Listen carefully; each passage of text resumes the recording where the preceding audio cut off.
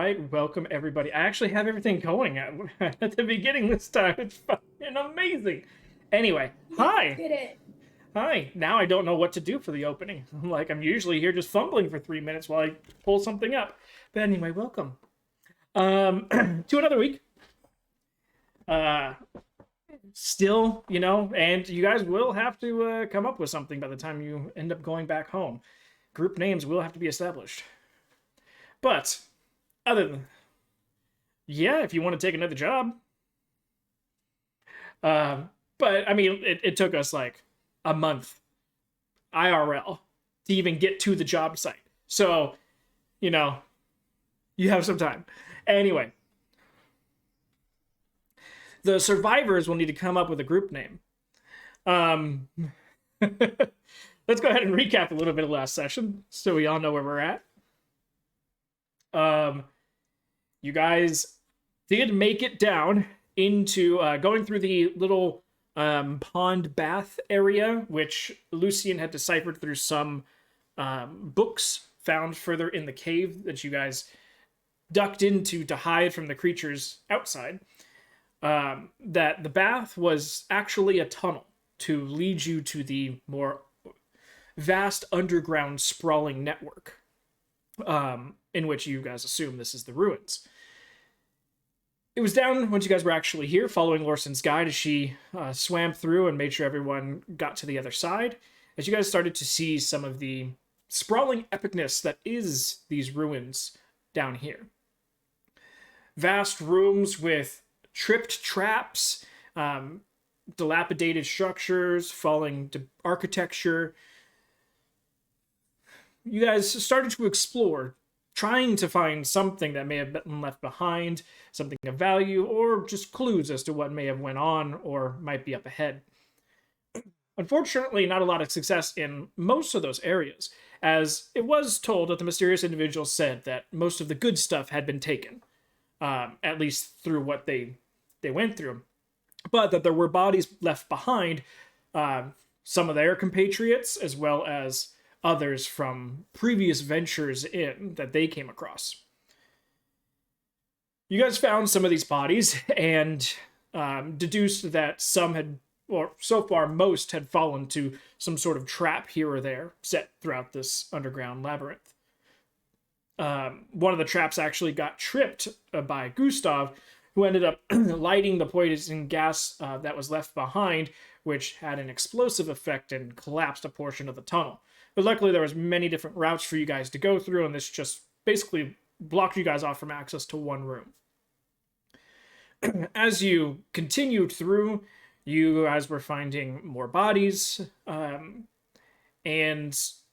the overall idea of what these ruins might have been are starting to come forward. And as you guys, I believe, you came across more disarmed traps and tripping another trap, almost sending Lucian into the acid pit. Instead, he got sent to the hurt locker as Quinn absolutely speared him. You dexed it, but Lucian was one Quinn away from becoming no more Lucian. He's just got a minor bit of stinging tail, is what we call it. But luckily, Quinn's shoulder almost killed Lucian, but not as to the degree that acid would have. And so everyone was relatively safe after that. Continuing on, you guys found this much larger open chamber that you guys are currently in. Just zooming out a little bit and showing chat. Through here, you guys found more bodies, more traps tripped, and a whole host of different, not only living arrangements and furniture, but implementations and tools that could have been used in a whole host of different things. You guys found a forge, a Tesla arcing coil, and underground hydroponic plants and mushrooms, in which Lucian was decently successful at cultivating some of them. And then as the group was getting towards the end of the room that they noticed some more torture implements, cages, and sarcophagus that seemed to reside in the far end here. And while most were still exploring the peripheries of this room, Gustav went up to one of the sarcophagi, checked the vicinity for traps, couldn't see anything on the sarcophagi for any sort of markings or anything like that, and climbed on top of the sarcophagi. And as soon as that happened, his feet got stuck to the top of the lid as the lid started to slide off, eventually coming completely off the sarcophagi itself, landing to the side of it, in which now Gustav is still stuck to. And this mummified looking creature made its presence out of the sarcophagus itself. Now, let me show chat. This is who we're dealing with. Oh, I can't make the actual picture bigger, so... And yes, as it does say, this is Lara the Voracious. And as she got up, I believe some noises were made by Gustav and others that Quinn was sent into a blind fury? A fury. A rage? A run. Something. He went towards the noises with axe in hand.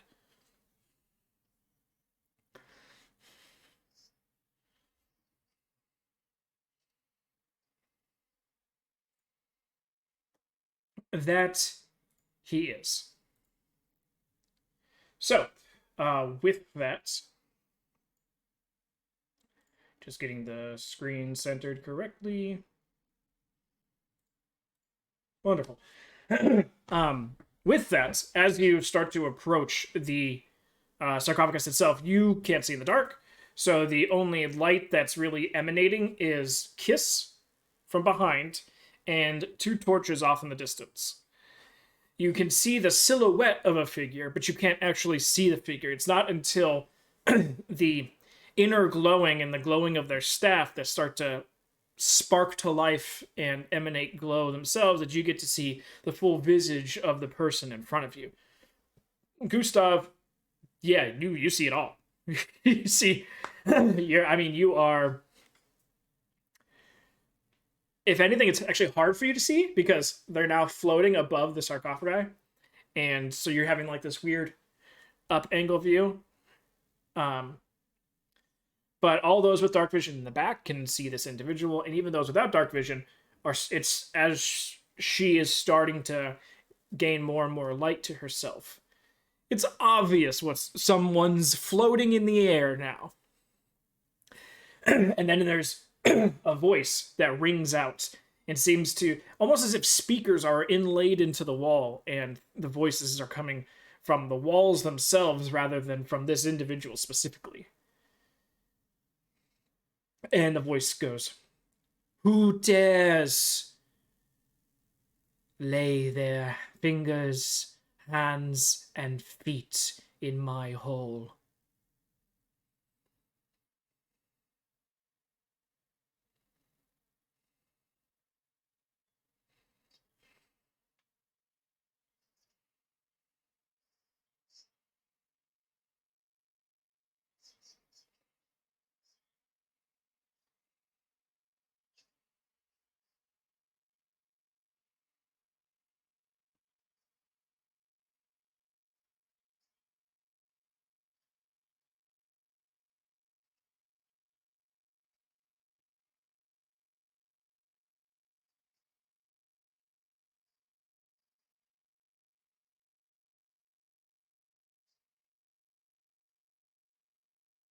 Okay, so start to make your path.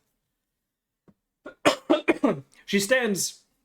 I was just gonna say she stands tall. Even though she's not physically on the ground anywhere, she still has a very upright, full posture, and you can tell that she's around the 9-foot mark as far as height goes. She has the externalities to her mantle that extend out, so it gives the feeling of about 11, 12 feet-ish. and her staff is even longer, so you're thinking that it's about 15 feet long.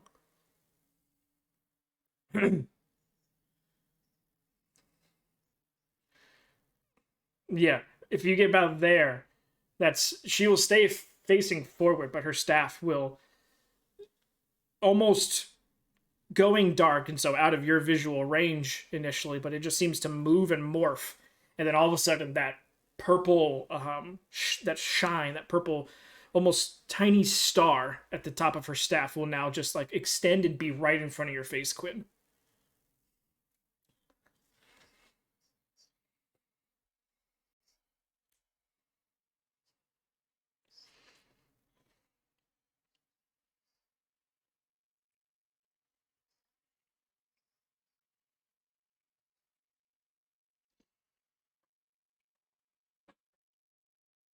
She still hasn't taken her eyes off the way in front, and the rest of you guys, if you wanted to move to get closer or side or whatever, you can.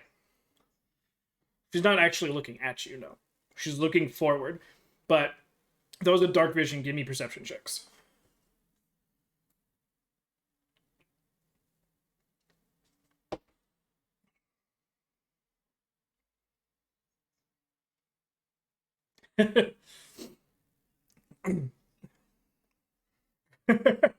um,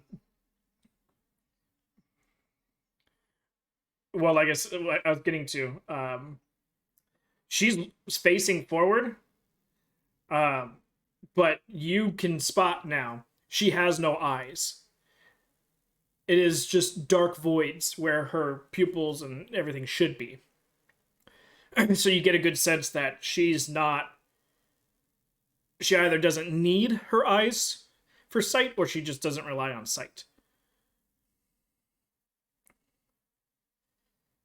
So you can choose your decision if you want to start taking off your shoes now. Okay. I need you to make a wisdom saving throw.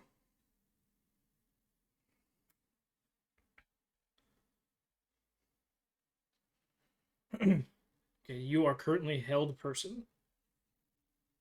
Her hand will move down like straight as you start to the first lace. This purple energy just from her hand as she extends it in front of her. She doesn't turn, she doesn't face you, Quinn, at all as she starts to speak. I'm Alara. This is my home. You are not the only one here.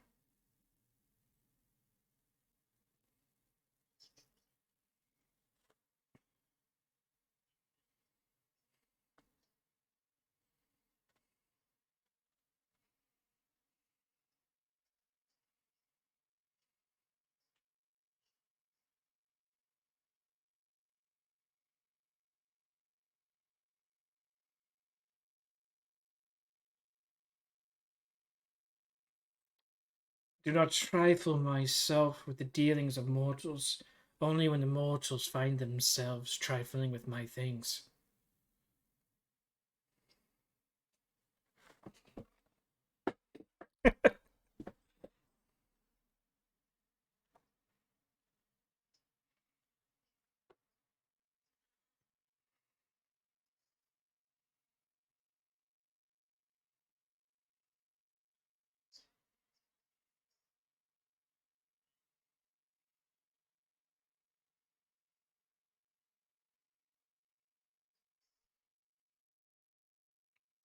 um, make a persuasion check.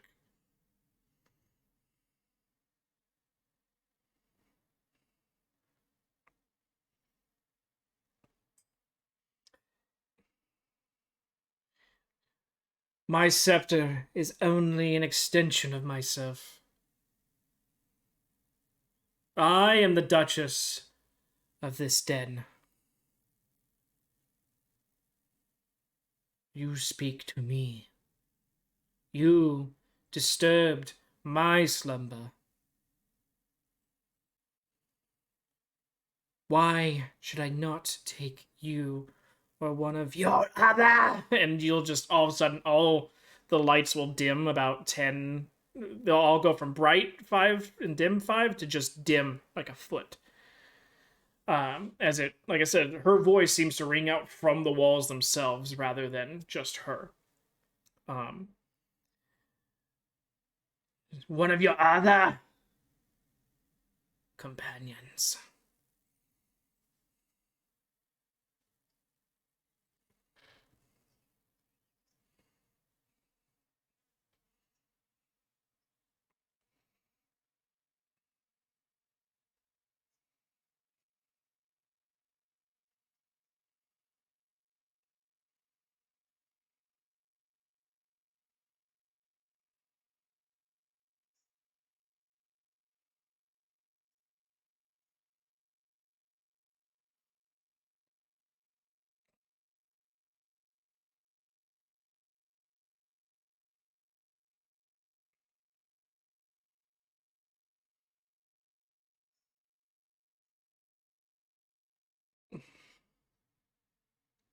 Persuasion check.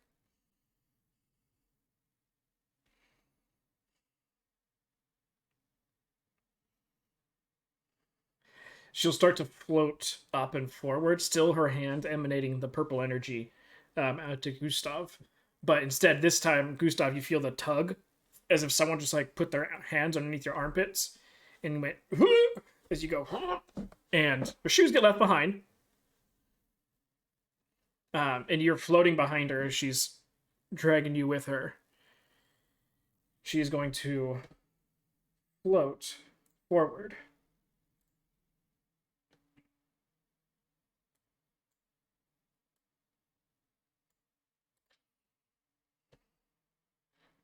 Right up to in front of Kiss. All the while still keeping the scepter inches from your face. She's holding the very end of it, and it's like you're like, oh, that's a long scepter. Yeah. Yeah. You're kind of looking at it like that's pretty cool though. I mean, that would make a nice axe. Um Always down for a backup axe. Well, she's gonna drop you right now. So she just lets go of the whole person in the telekinesis and just boop, and you drop the 2 feet to the ground.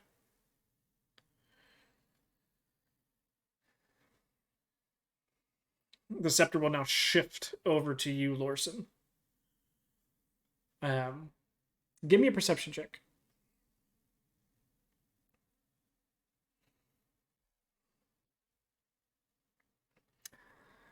It's shiny, it's pretty. The little light in front of you, like, ooh, kind of hypnotic, not too much, but just a little bit. If you weren't in this situation, you would definitely probably comment how pretty it is, but you're in this position. So, she then just, as she shifts it over, he goes, what or who made you come here?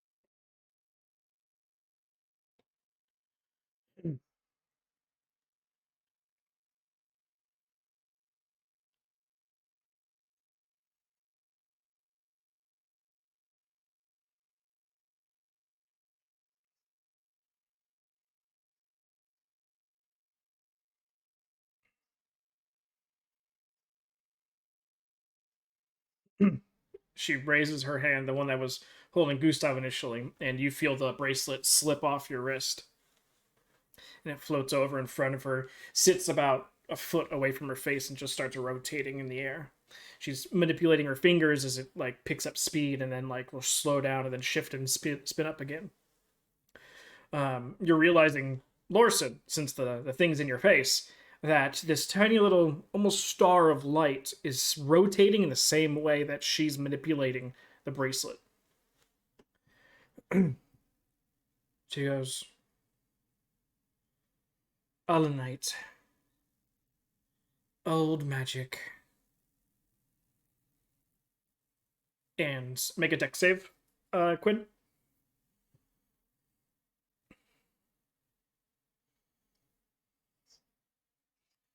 This is she's yeeting your bracelet at you. Catch it.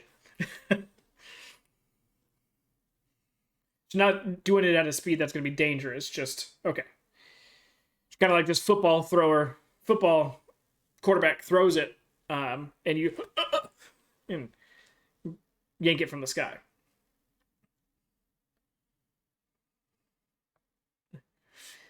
But if it's attuned to my home, that means they were here.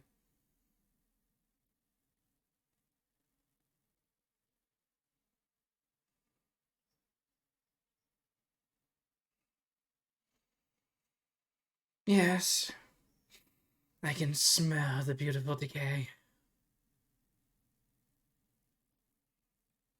But it would be someone who made it out to give you such bracelets.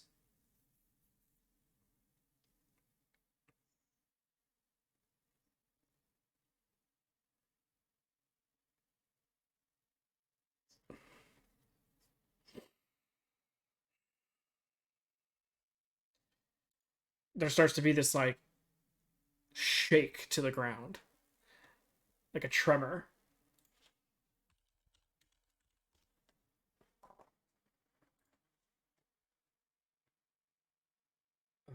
Where is it? Where is it?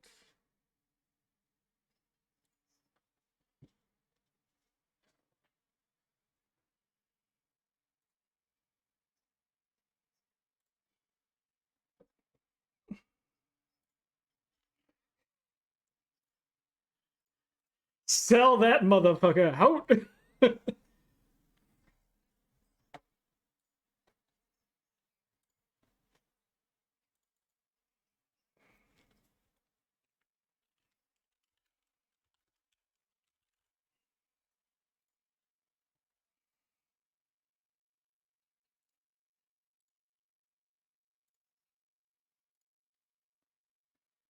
um, as the tremor picks up, she just goes, Valera.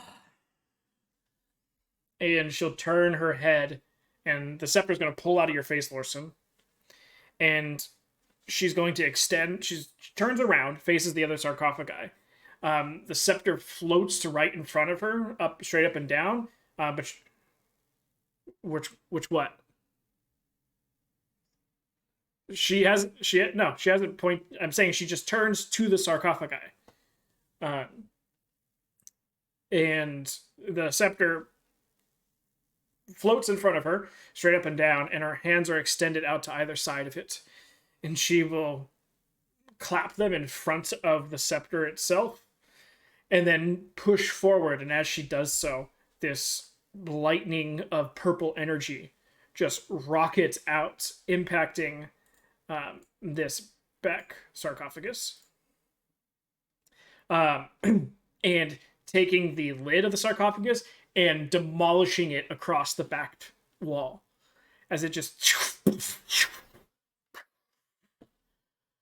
the lightning still arcing inside of the sarcophagus itself. You see this individual get picked up with the lightning, and you just hear, Laura! And getting up and out of it. You guys can look at your handouts again.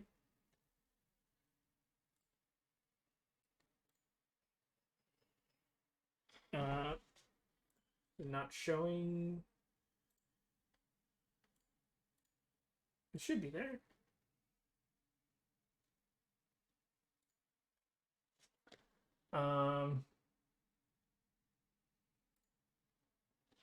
There we go.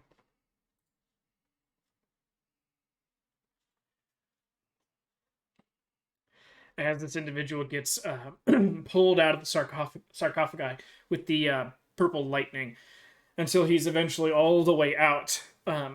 His mace sort of propped up to the side of his sarcophagus as the lightning fades and his wings extend out behind him. And he just goes, "What is it?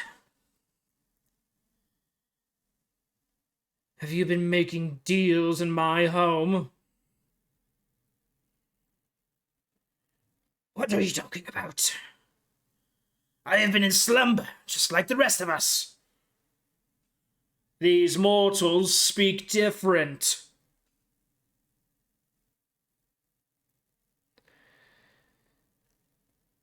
Go ahead and give... Well, he's going to insight check. So if anyone wants to try and look deceptive, go ahead and give deceptive. This is him, not her. She's...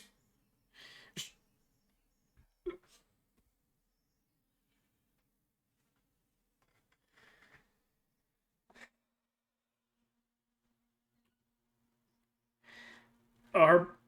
I can see Keys' bottom lip just quivering. Kiss has probably peed himself a little bit. Lucian's over there writing in his book the entire time.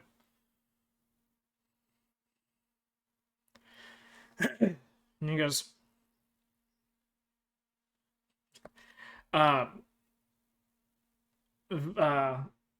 Valero goes, "You know mortals and their lies. Why do you think it's me that did any of what they're saying?" "They said someone before made a deal. You are the broker. That seems right up your alley." He starts to speak and she will go, "Do not lie to me!" And Valera will... His wings will sort of like diminish behind him.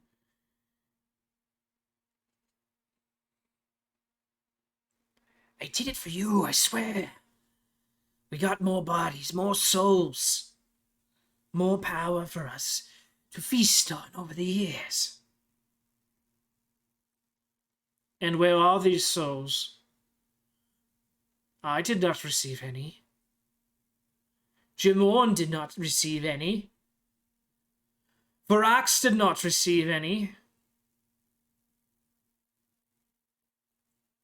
"I was waiting until we all awoke again to share in our spoils. I made it so you could not traverse these plains again." "What do you call these filthy things, then?"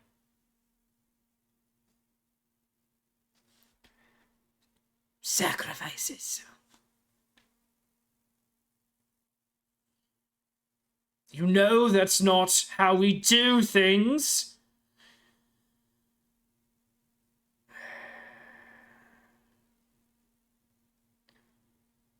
"I'm sorry, Valera. This is the last time you cross me." She will move her hands. The scepter will point down with the light, the end pointing forward. And she'll push her hand forward and it will go right through him, splintering the metal from his armor and sending shards of it like shotgun spread against the back wall. Once the scepter is all the way through, it turns 90 degrees and comes back out the other way. Now I need Kiss, Gustav, and Lucian to make dexterity saving throws, as the metal from the front chest armor is now buckshotting across this entire area.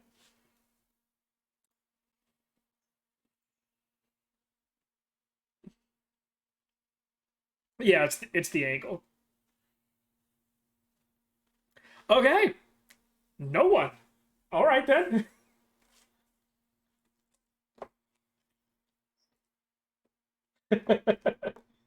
Where is... There it is.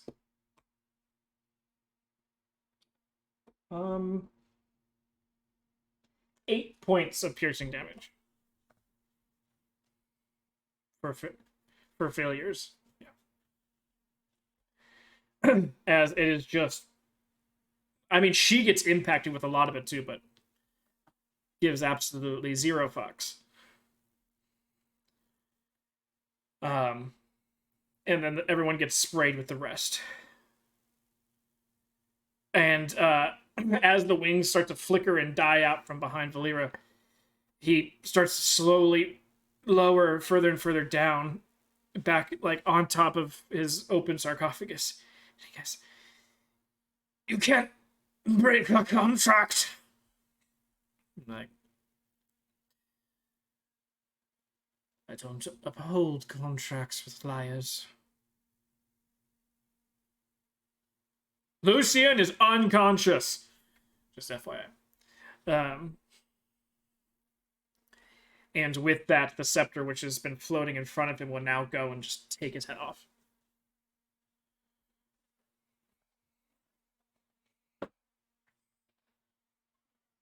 Sure. Yep.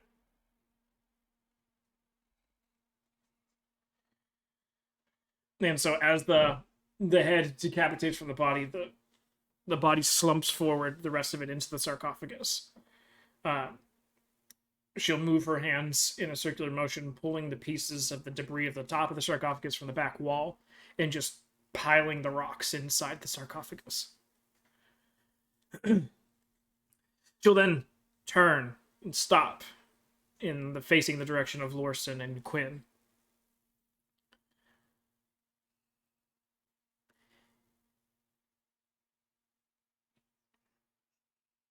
Go for it. Go ahead and do the roll.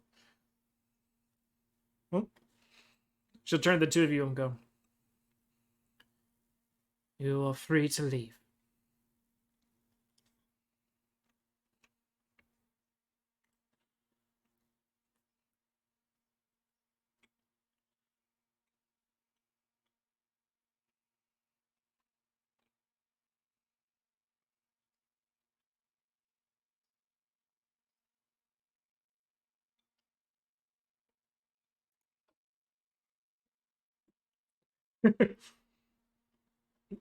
Yeah.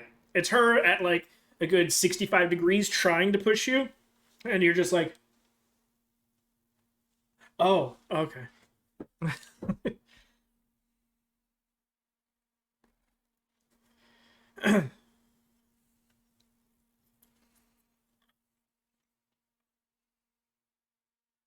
Just be on your way.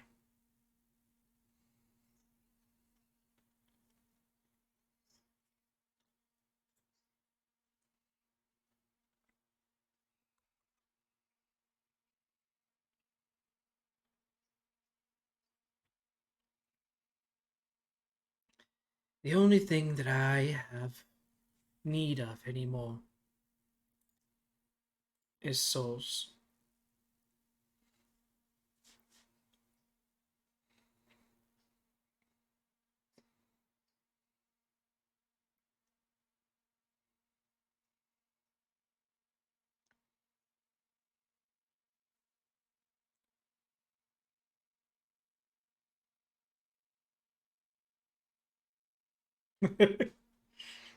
You get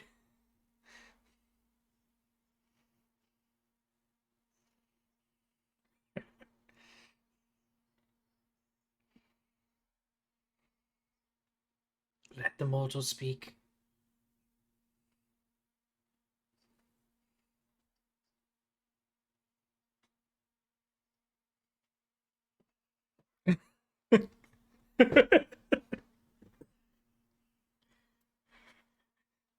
Lorson's getting real close to that dagger on her hip. It's like, I might not be able to push him, but I can stab him to the exit. The little tiny like fish skinning dagger would basically amount to like, when you like shock poke someone in the sides. Queen's just like, "Oh, stab it! I'm ticklish." Kiss.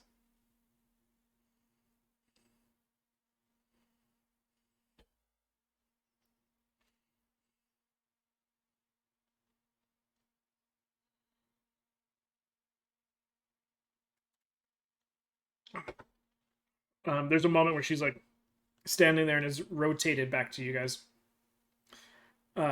But she kind of moves her hand up, and as she does so, all the different metal fragments from which you can assume is her business partner for the last however hundreds of years, um, that's embedded in her chest and clothes, like get yanked out, and you just start to hear ding ding ding ding ding ding ding ding ding ding ding as they all start to hit the ground.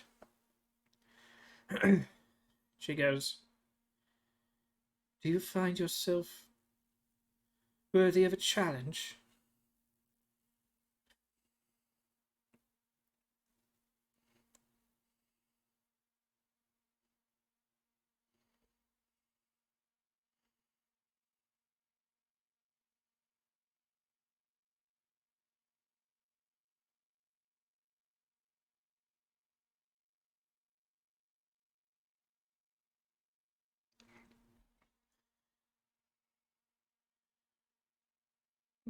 Perform your greatest piece, whatever that may be, and how you perform, I'll repay thee in kind.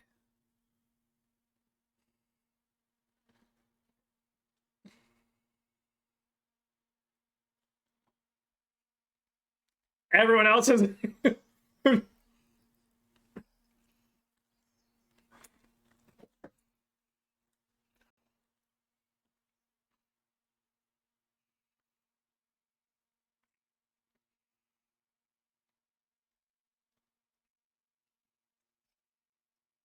The rogue's been. It's the best distraction. She can have the soul.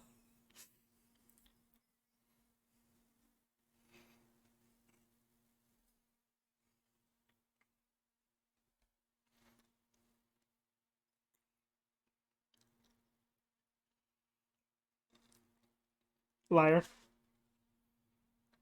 Caught it. All right. Go ahead and roll that performance check.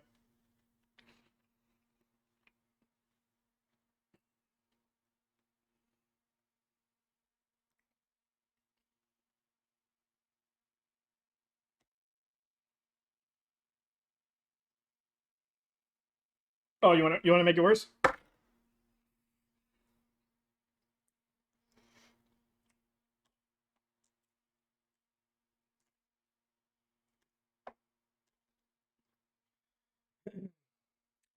What songs are you? What song are you playing? Come on, give me a taste of it.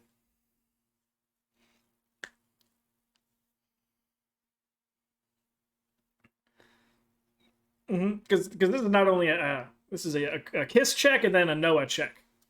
So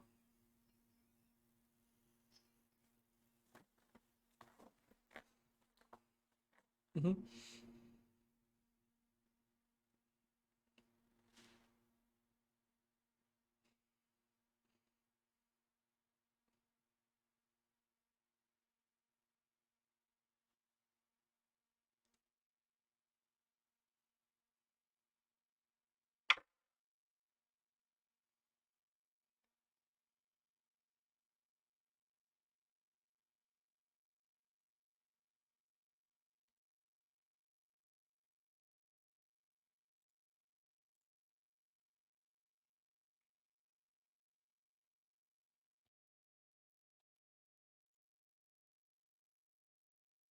Okay, okay.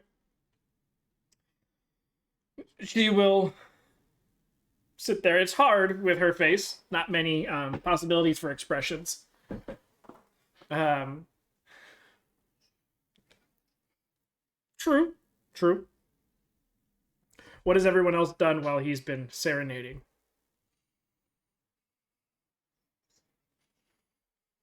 Okay.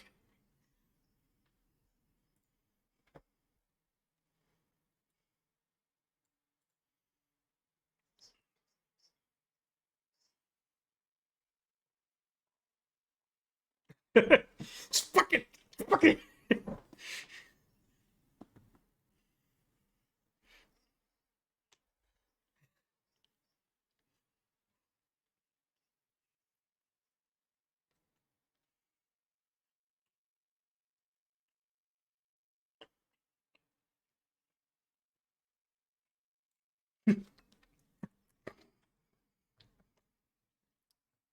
Okay, then shut up. Um, because if you sing it, that means you're singing it. She will.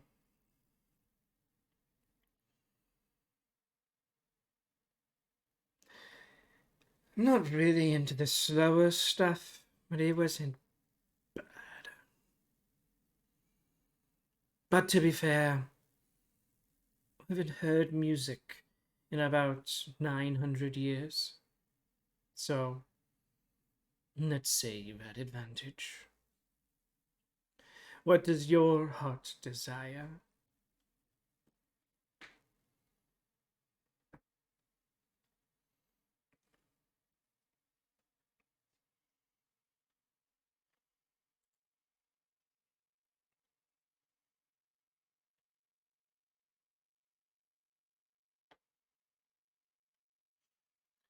She will go, that shall be a story that you could weave into words, but I will also give you a book of more stories.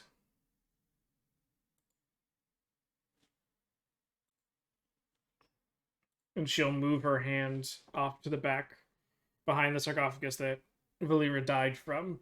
And as she does so, she cracks open the wall that was there.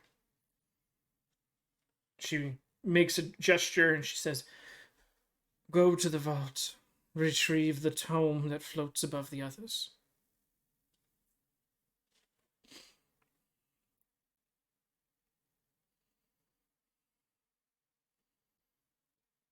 Mm-hmm.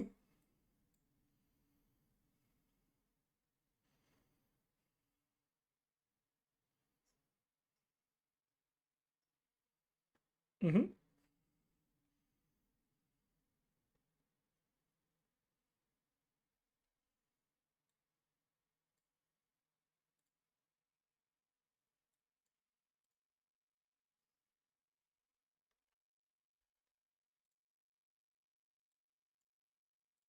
Hold on, let me get you. All right.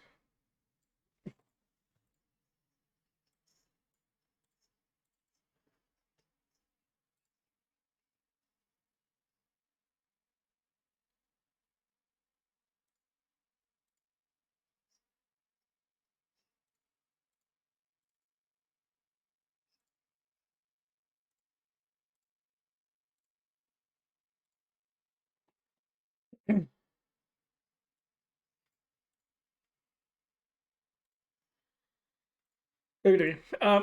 So as you go in, it's a recessed pit in the ground.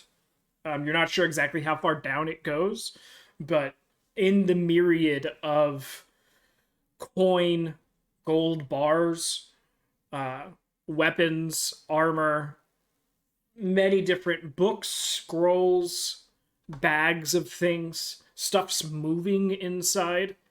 There is a tome that is slowly rotating and floating, and it's starting to rise up out of the pit. And it'll float over just at the edge of your reach. You kind of like, brace a foot and lean over and grab it. You grab it. It's a thick, very very heavy book. Somewhere in the realm of 10 pounds. It's not the Atlas, but it is about a foot and a half by a foot, and it currently has a leather strap that holds it closed. There's no verbiage on the front.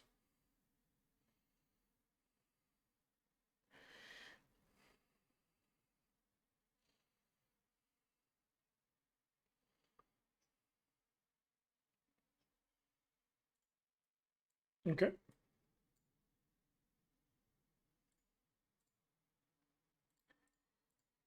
She will move her hand, and with that, the door closes and blends in with the wall.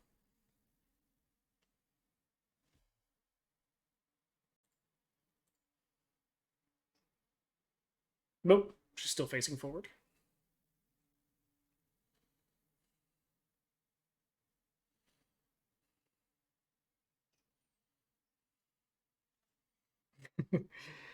She goes, It is filled with stories, but they will only make themselves known to you in time of distress and times when you are worthy.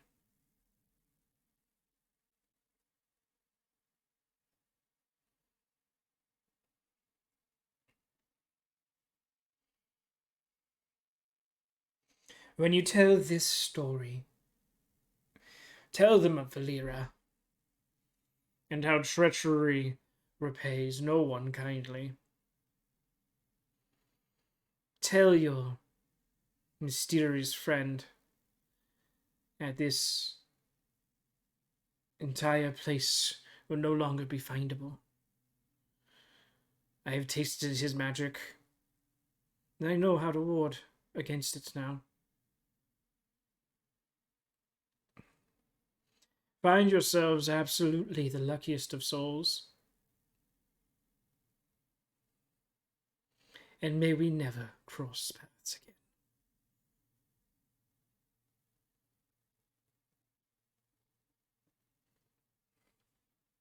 again.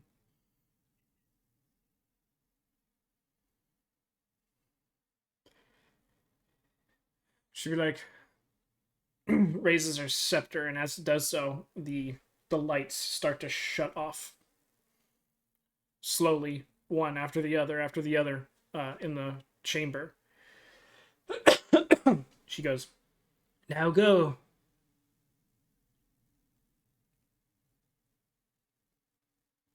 You.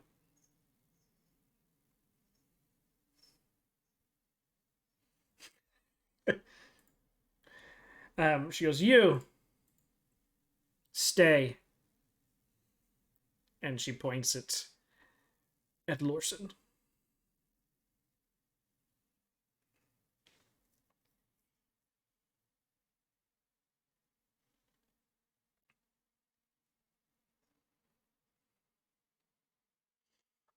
We need to speak in private.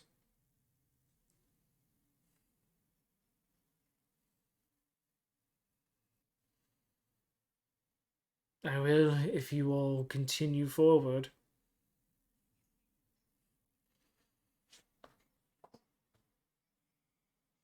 Lorson, remember to double time it.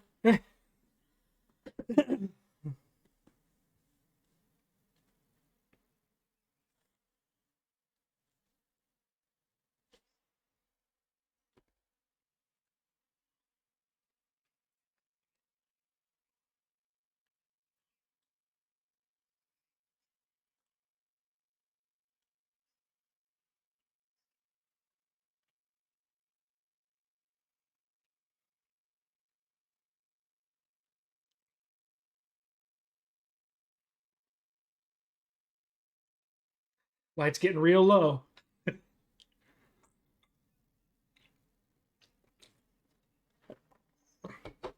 Pinky.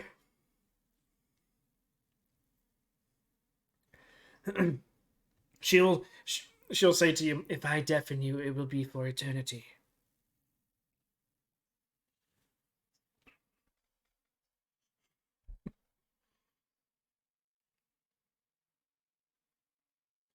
You could wait at the mouth of the room.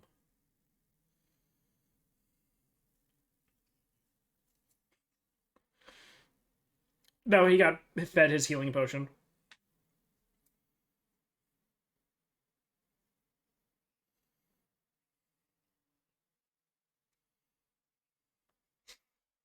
Quinn Gibbons.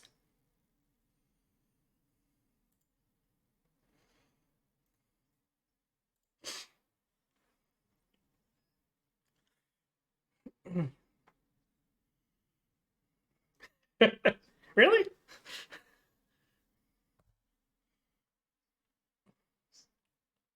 Okay.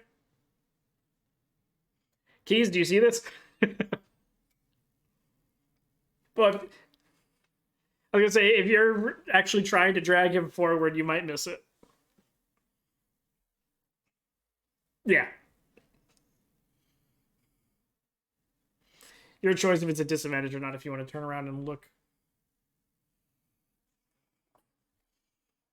I mean, he's not trying to be stealthy about it, so.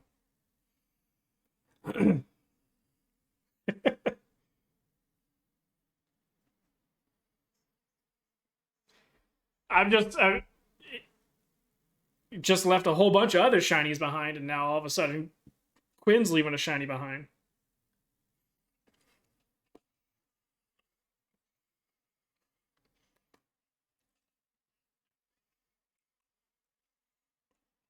Well, if you're not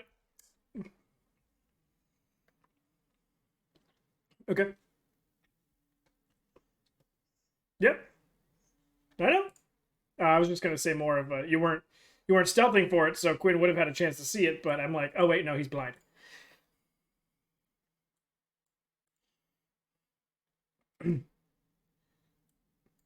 Just helping move Lucian along.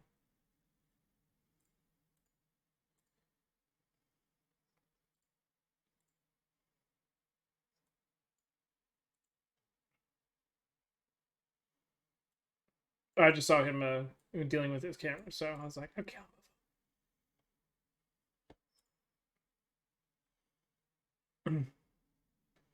Oh, I have to.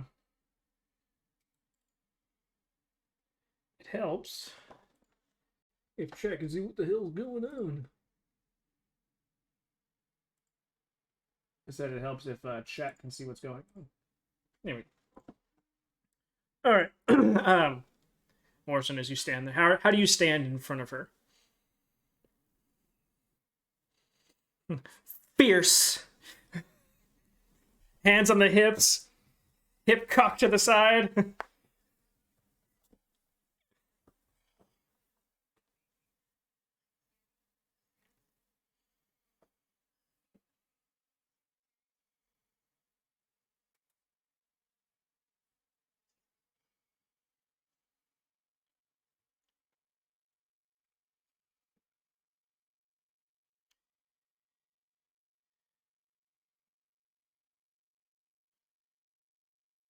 You seem like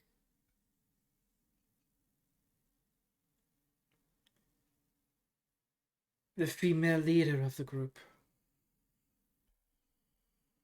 And so I must warn you, a few of your companions have attracted unwanted hitchhikers. Get your house in order, or it will burn from the inside.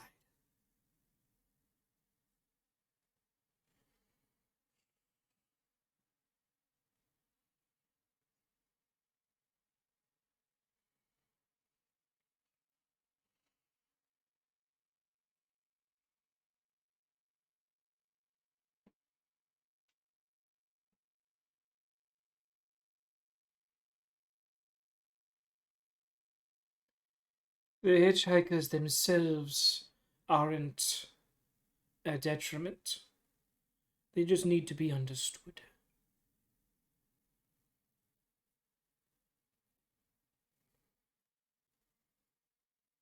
Even the worst ailment can be turned into a positive if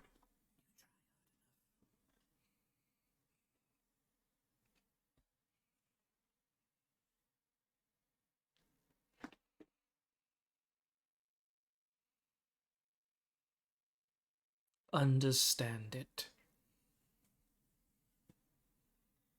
Knowledge is power. And all of you need a lot more knowledge.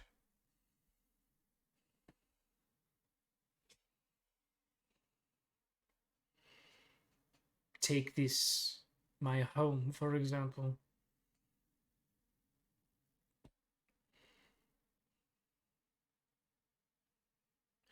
So young, your soul tastes so sweet. Don't give it over willy-nilly.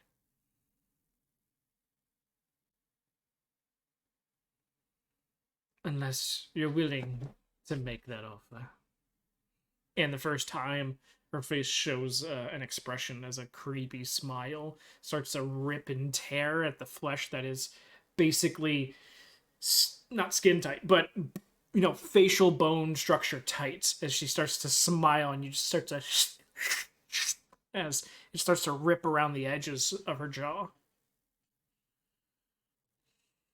You start to see the maggot infested teeth underneath, and you see what looks to be at a moment where she goes and it almost seems to get muffled a little bit as what looks to be 4 giant pairs of legs start to creep out of the mouth, and a reflection of shining red eyes from within. Give me a perception check.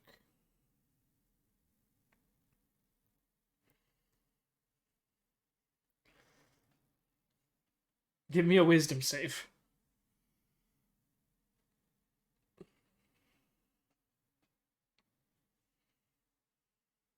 Okay, you are not currently condition frightened. But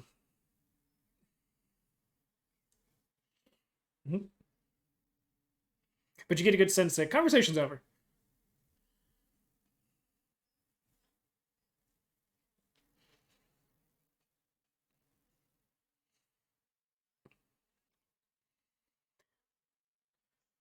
Walking with direction and motivation. Got it. Prepping for the Olympics.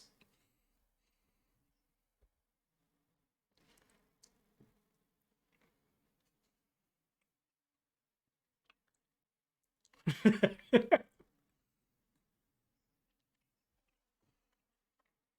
right. As Lorson moves down towards you guys, the last little bits of light seem to disappear from within the room.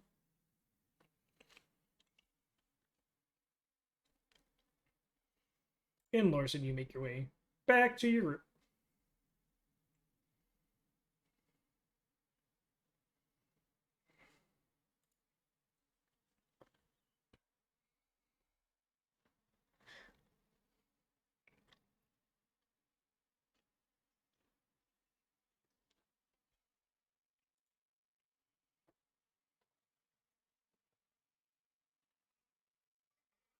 Go for it.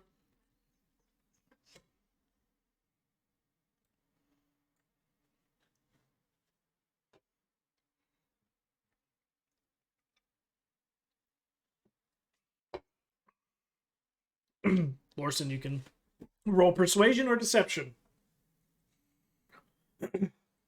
Or you can roll a d20 and then add your modifier to it and say,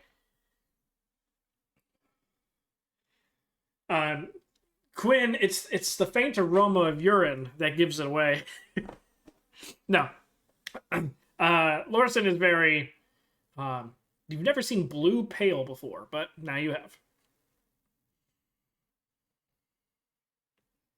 Mm-hmm. Could have used her like 5 minutes ago.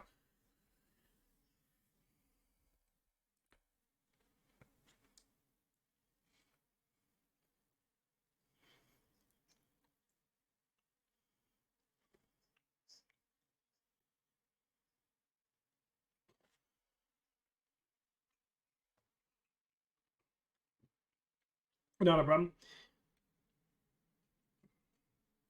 As you get around the corner, it does not activate.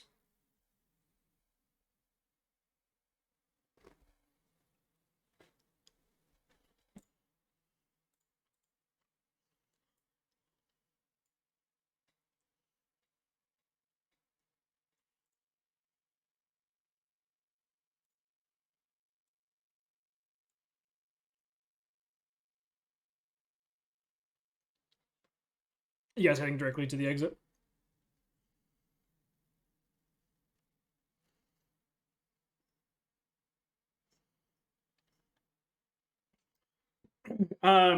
not like super in-depth searches, more so because everybody, as you got to the bodies, it was like, oh, oh, these ones up here, they're bleached bones, but the other bodies further throughout have been like decayed to different degrees.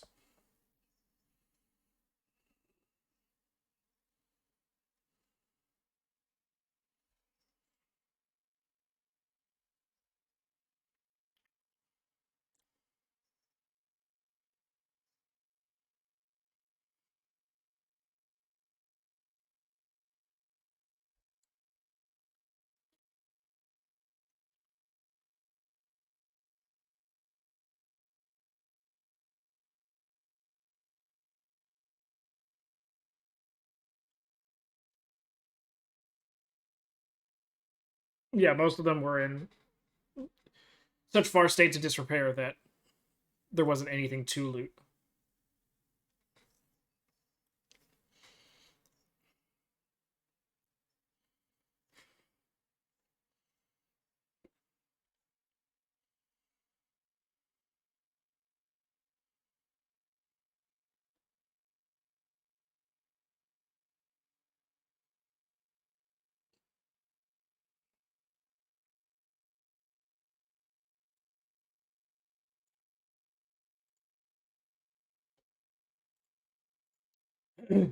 No, but as you guys are moving throughout here, the lights are turning off behind you.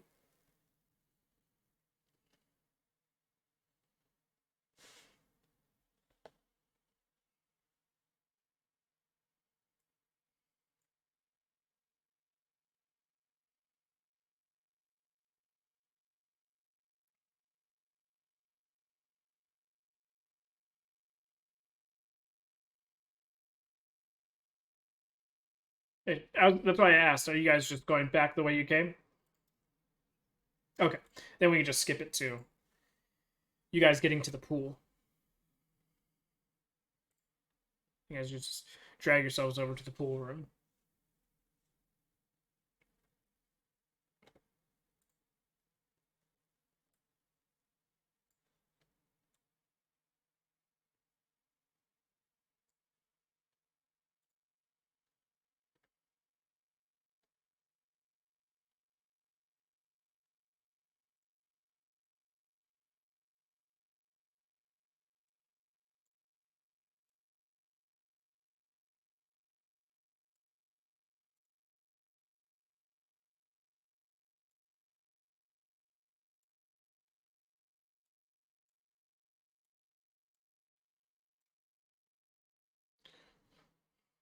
Who are we missing? Ah, he's coming.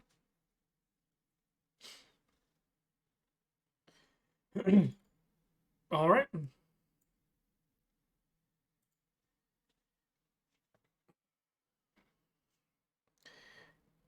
Probably. Yeah, she said that it's gonna only show you the stories when you're ready or in distress.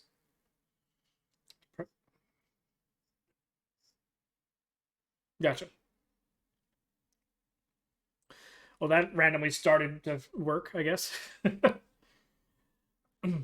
But I should have just randomly put a wall. So you guys, no, no, let us out. She's been playing with us this entire time.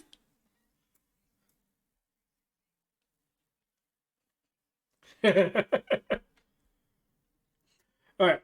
So I'm guessing just like when you guys got here, same thing going back. Roger that. And that'll bring us to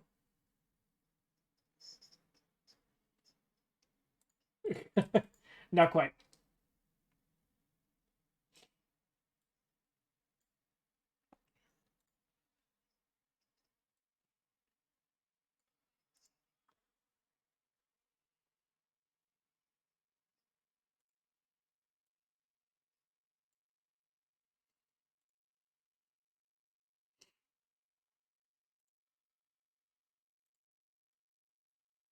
Lara,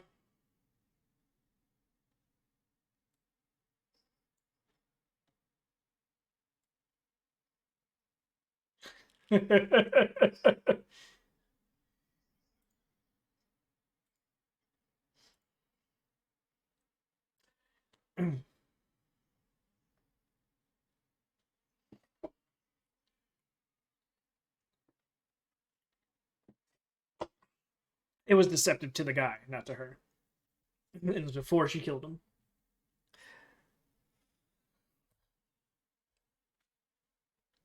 All right, so we're back in this cave. And if you want to just exit the way you guys came, I can drag you guys to the front.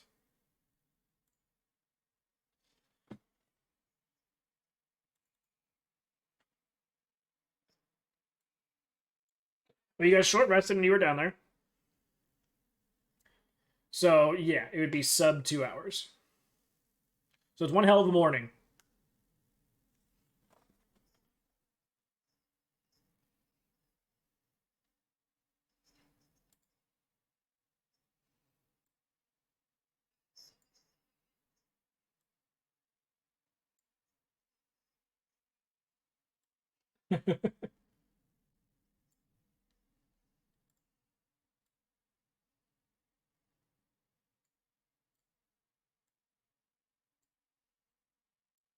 I'm just dragging everyone to the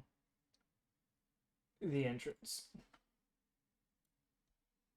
There.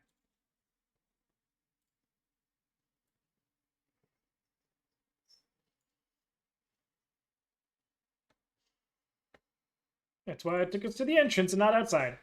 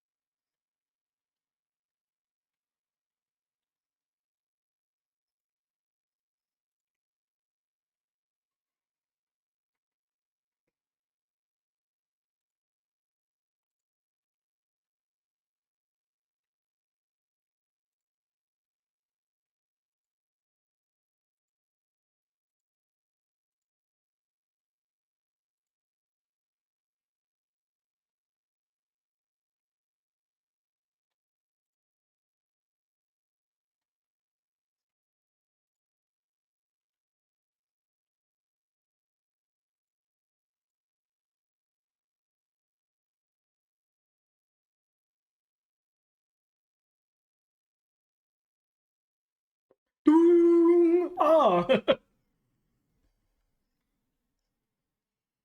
Put it on a horn.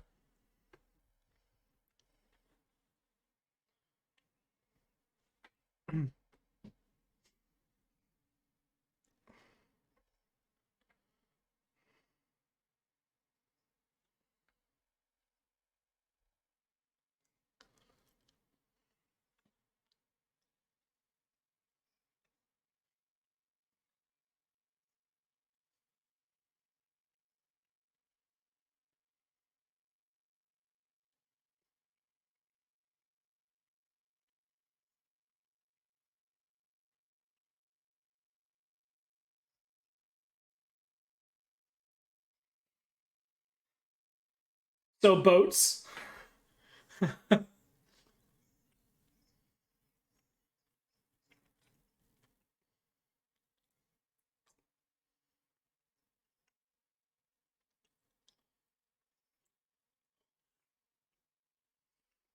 It's either Quinn has very tiny feet or Gustav has fucking hobbit feet. You know. So Quinn has tiny feet. No. He gives you the shoes and they are like, I don't need a bedroll.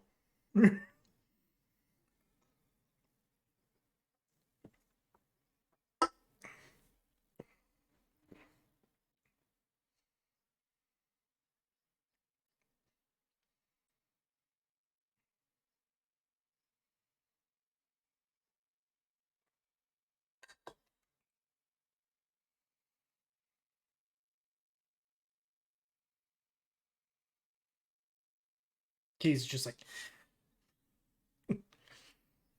well,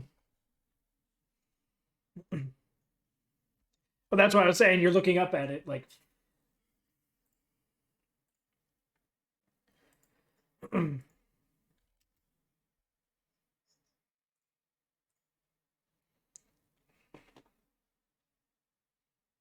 okay.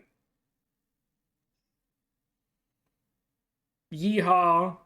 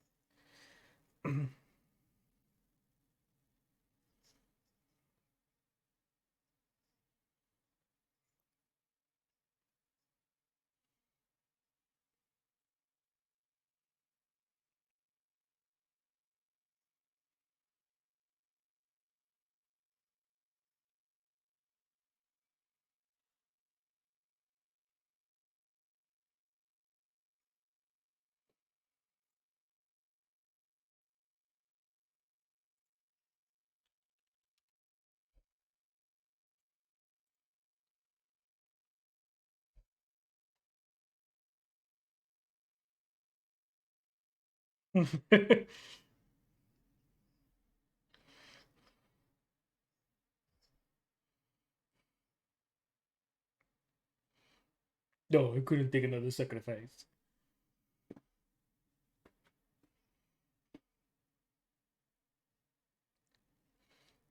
You do remember, and I'm thinking the players don't remember, but you guys, characters, would. You all have to say it at the same time to start it, and you guys have to be together. So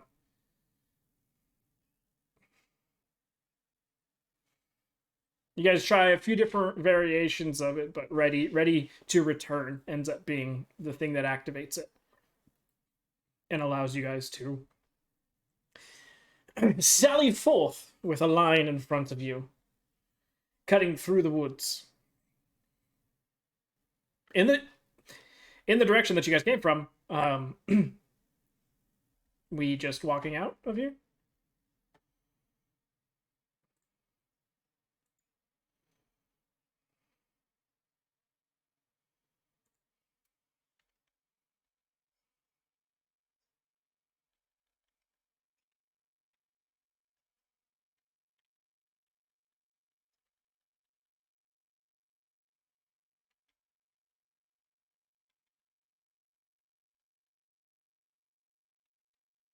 Okay. So who's going first?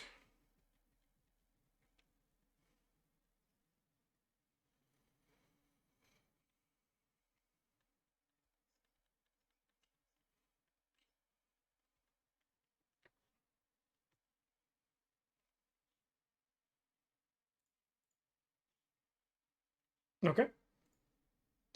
Um,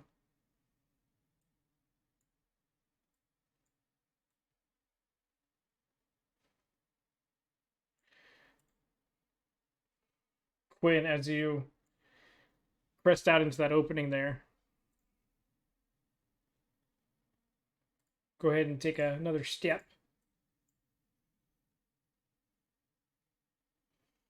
Oh, it's perfectly blocked. Never mind. You don't see anything.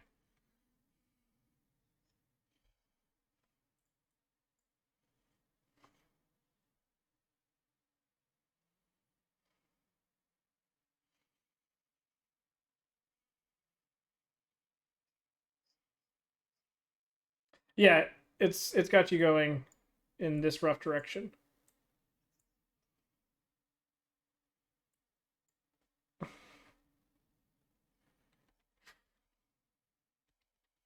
Gwen, as you get around there, there's a quick scurry, and you see a bunch of things run off. Um, um, well, in any case, Gustav, you should have access to your token. Keys should have access to their token. Lorson, you should have access to your token.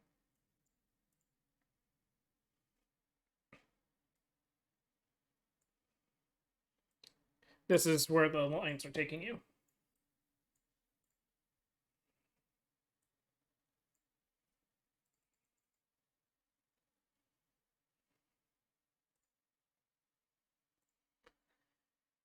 And you guys safely venture out of this immediate area. Not interacting with any creatures or anything. But definitely, Quinn startled a few of them as he got into the clearing. Unfortunately, wasn't able to get a good look at him. But with that, we go back to traversing the lands to head back home. Now, let me just quickly put us. Hold on, let me make sure I got the.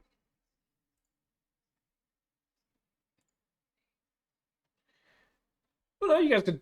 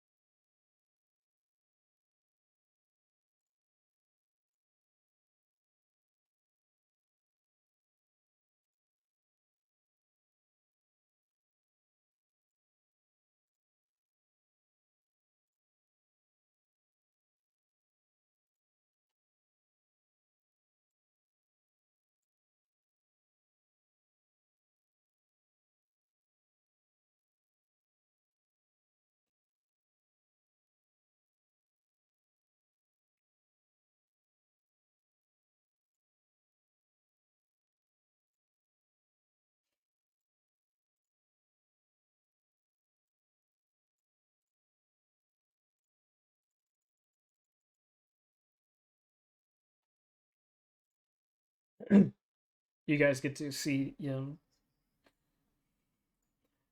You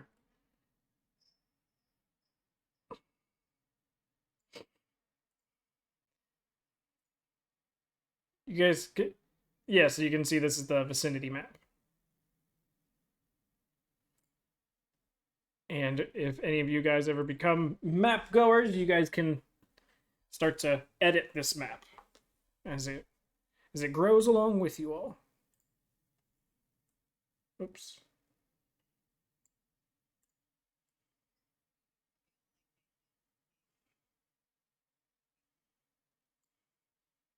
Quinn already raising his hand.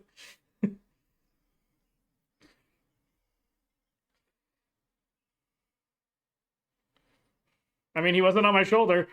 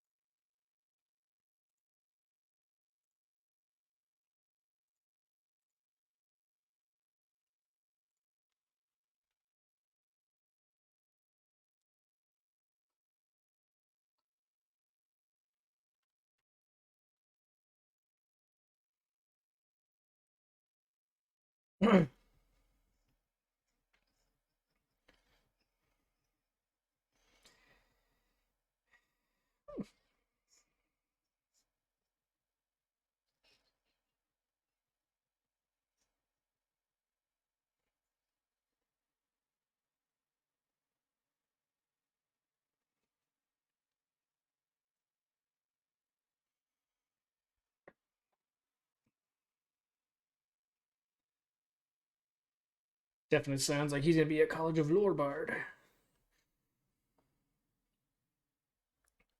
I'm just making the joke. Arizona State bard.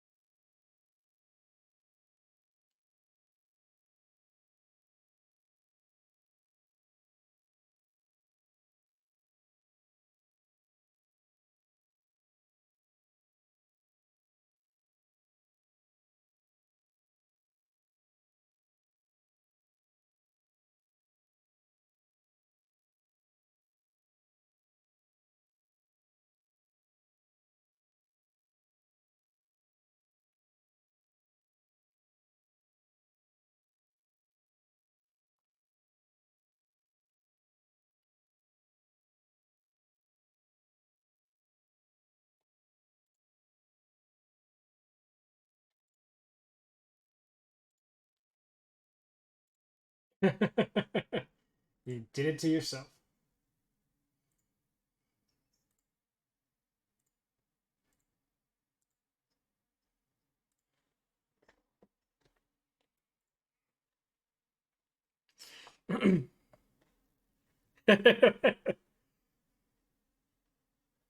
Okay. So, um, with us traversing back, it's pretty much going to take you guys the exact same path that you took to get here. So, as far as the stops along the way, they would be the same as well. So you guys would be stopping at um the flooded plains. You'd be stopping at the you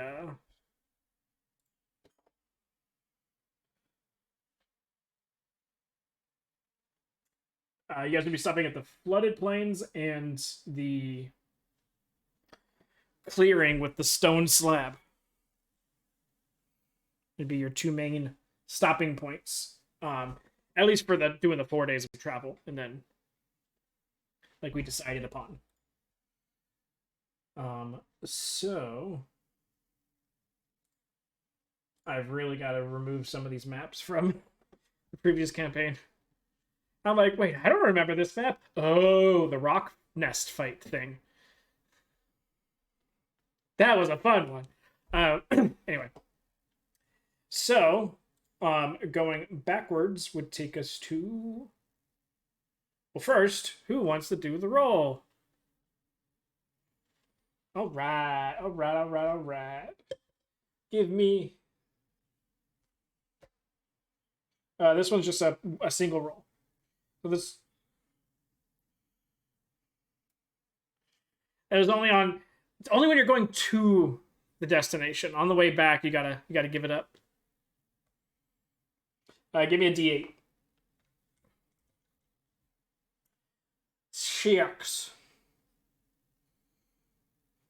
Okay, so as we get here, I obviously can't change the map once it's already, placed like this. Yeah.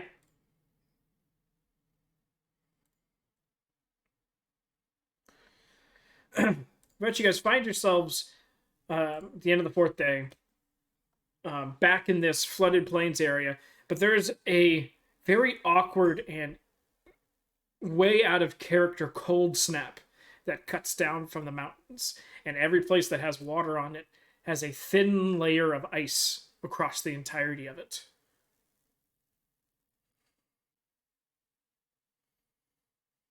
Keys, you might be able to walk on it without breaking it, but anyone else for sure would be cracking through it, no problem.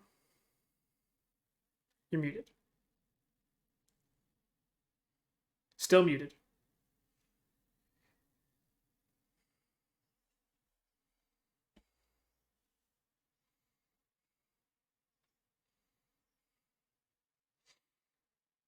Just shivering. Roger that. Okay. But you guys were able to find the larger cleared island in the middle that you guys set up camp. Even remnants of your fire from the last time that you were here. You guys can set up camp and watches in the whole 8, 9, and 10 yards.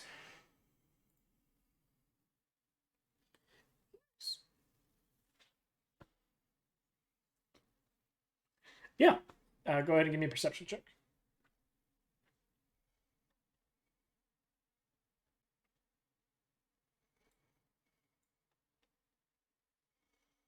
All right. It is cold because remember the plant was out in the middle of the water.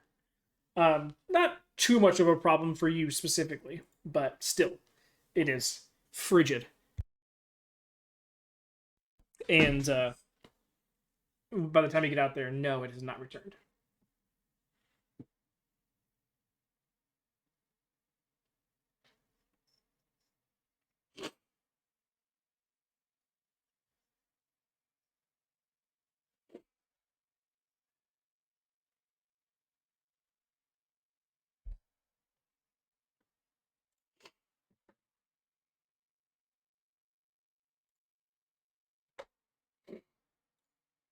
Okay. Give me an investigation check.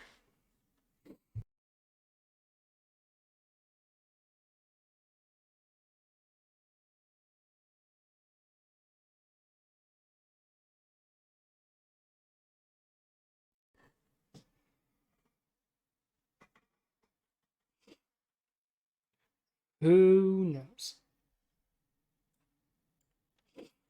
um, you end up finding like uh, three rocks. They're all like skipping stones. The first one kind of lets you down though because you're like, "Ooh, this one's really shiny," but you realize it's just a layer of frost, and so as you hold it, it melts, and you're like, "Oh." I mean, it's still shiny, but it's not like super shiny. But they're all, skipping rocks, smooth on one side. Hold it up just right, and they reflect light good.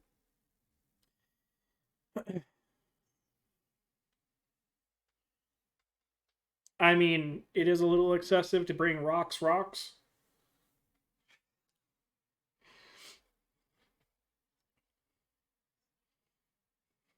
Okay, so you bring rocks for stick and stick for rocks. Guess what? Both of them can break your bones.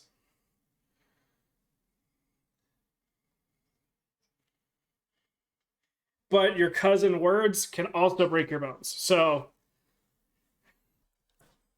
yep.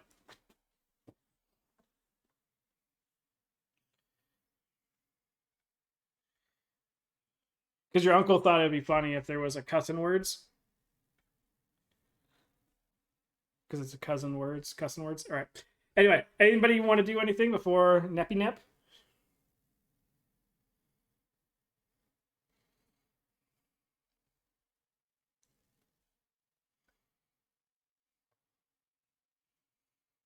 Okay. Give me performance check, and then the second one has disadvantage.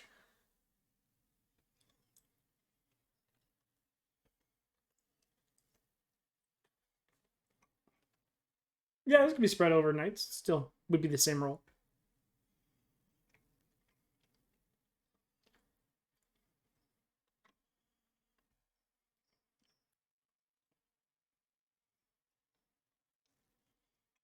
Make a nature check.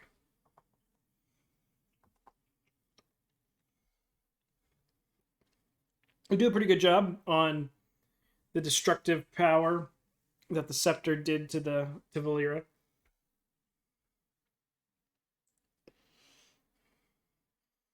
It's very much anime style.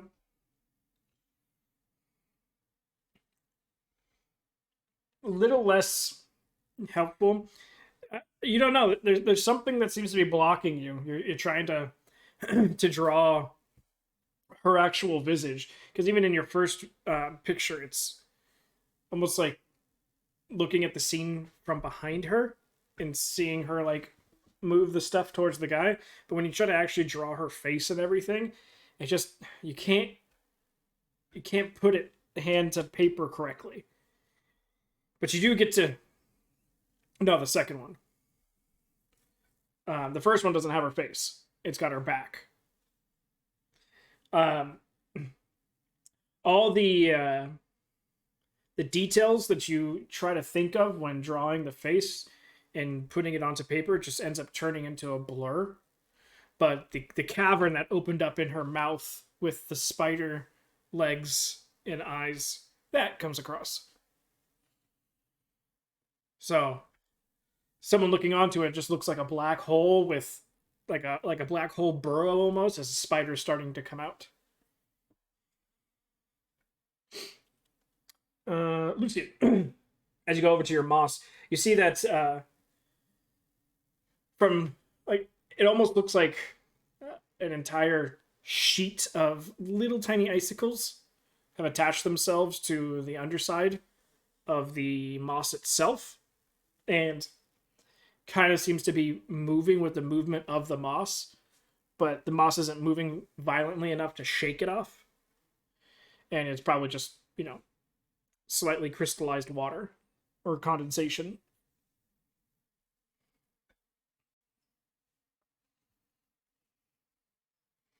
Okay, roger that. Anybody else? Anything?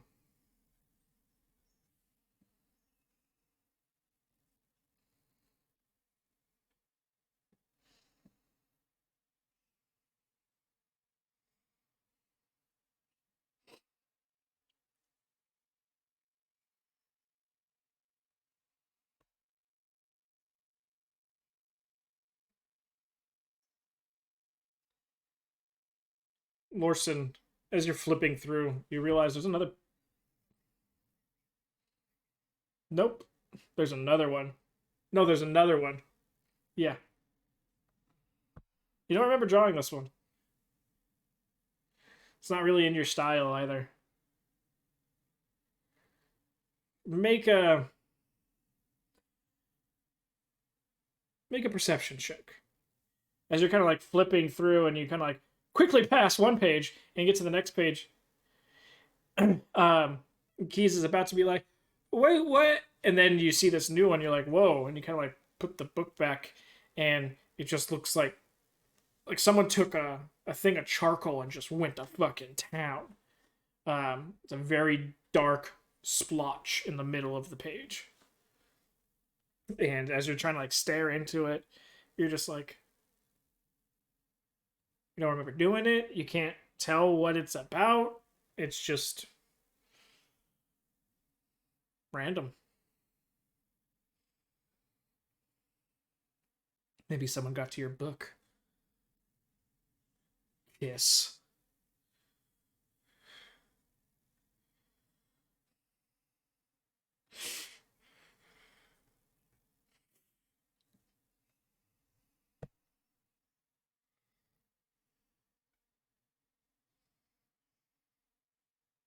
Sure.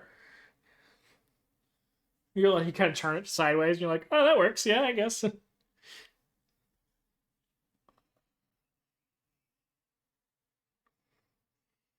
Sure.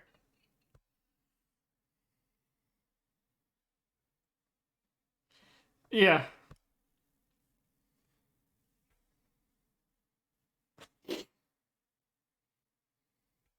Totally believe her. Yeah. You don't really, I mean, you see it, but you don't see it. But, art is in the eye of the beholder. So, not a beholder, but like the person looking at the page. Those who have adventuring parents with no stories of beholders.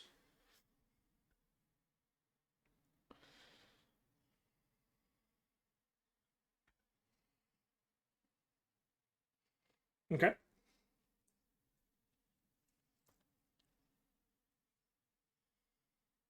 Roger that.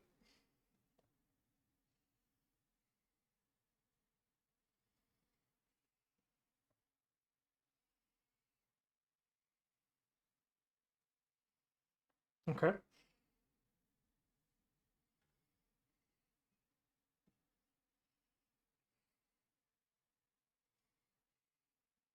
You head it over to Lucian, and Lucian, your hands start to turn to stone. They revert.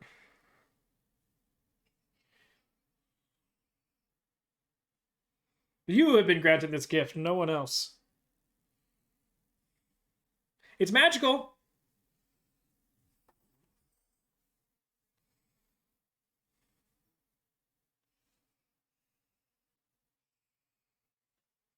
It's like a chaotic, like 5 seconds of, hey, Lucian, can you identify? Yeah, sure. Oh my god!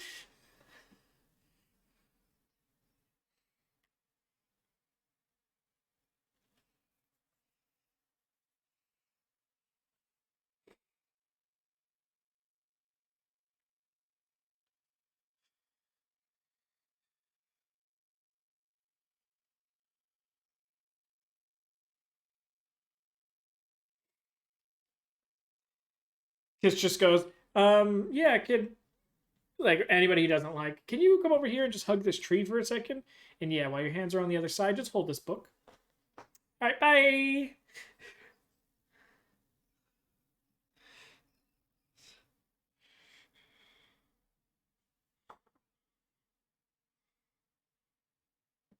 Tree, pole, same thing.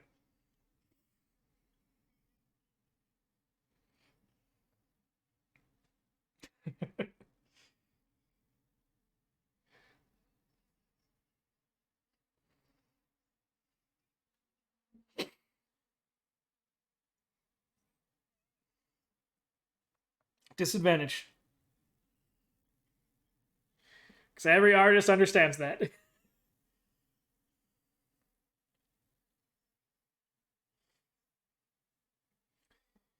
And it's more of she's never had anyone like openly, actively ask to do it. And you do it in an art style that you know is very forgiving. So kind of like not caricature, but like it's meant to the proportions are supposed to be funny. You make her swole and like, you know, doing a funny pose, and so that way it's obvious that you're not trying to be hyper realistic, and so it's easily passable.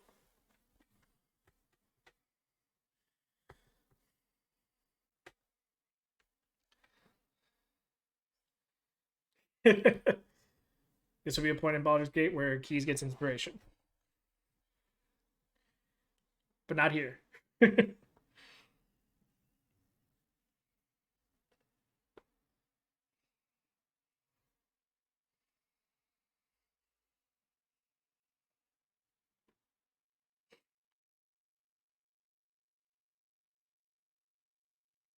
Nope.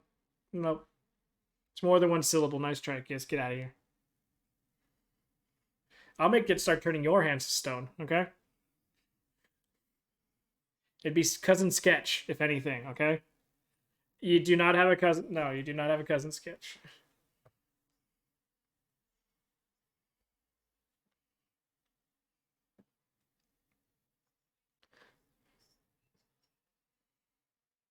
Yep. So anything else before you guys camp?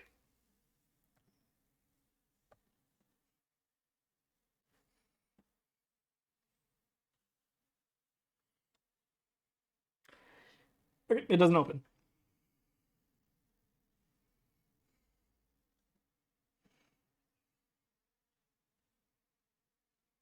Exactly.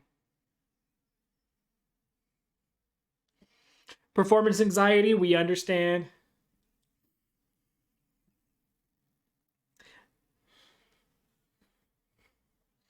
Check back in a few days. Just you do you.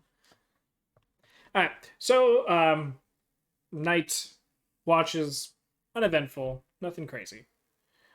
Especially with the ice, every with the cold snap that's going on, all the creatures and everything are trying to, stay in their holes, their little safe spaces and warmth, and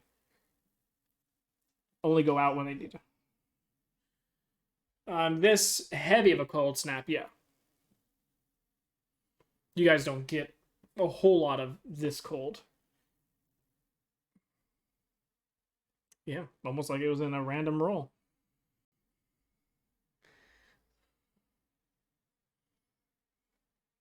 She's been dead for 4 decades.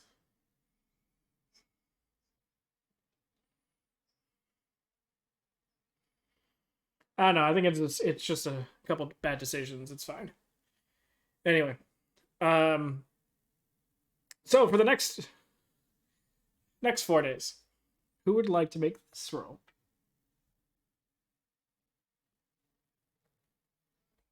Gustav, D4. Uno. Ooh. Okay. Since Kiss talked, go ahead and give me a D12.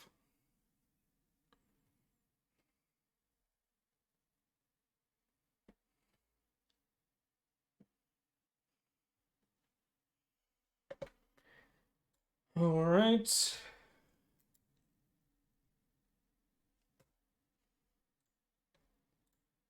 Oops. That would make things a little bit easier.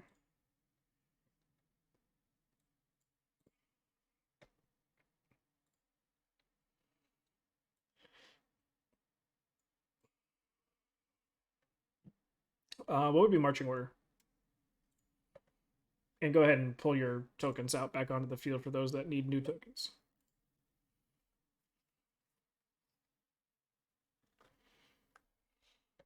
Yep.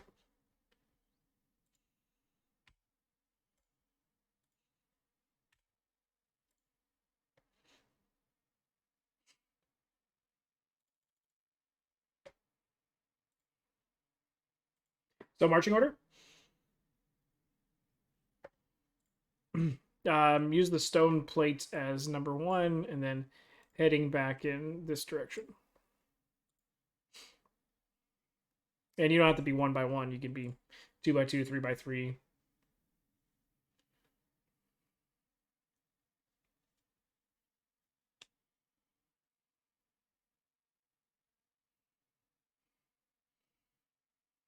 Yeah, I was gonna say just constantly dodging the tail.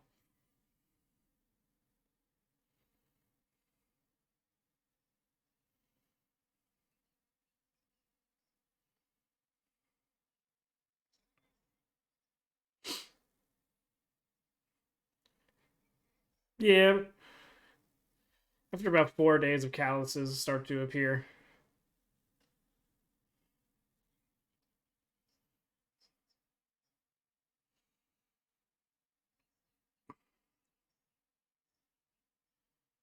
Especially shoes. But it's easy enough to, especially in some of the places that you guys travel through, to get larger leaves or lily pads, and at least rope them around your feet just for that extra little bit.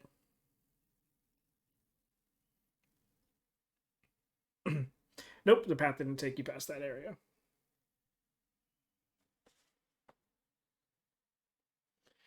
You guys could have detoured for like half a day if you wanted to.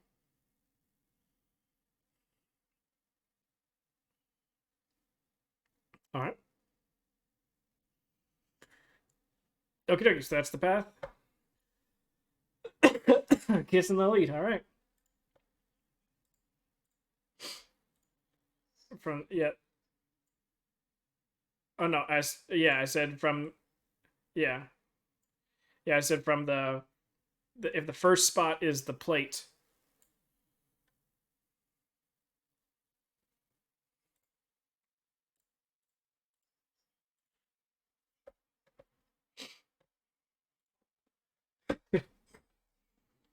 You smell, Quinn.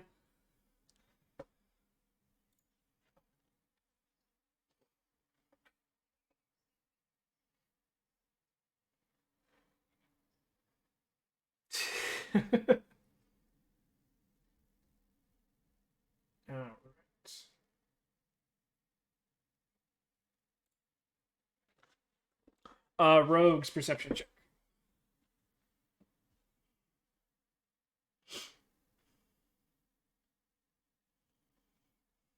It's always fun. As you guys start to approach the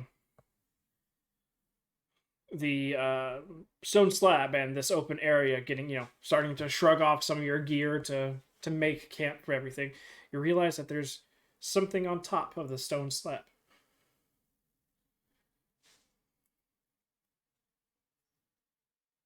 Okay.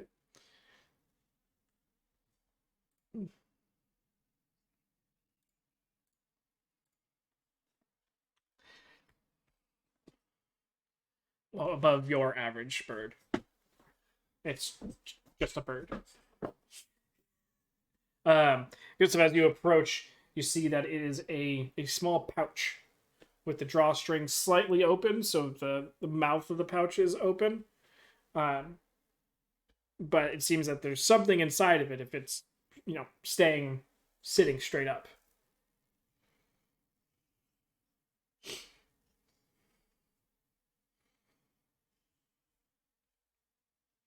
Okay.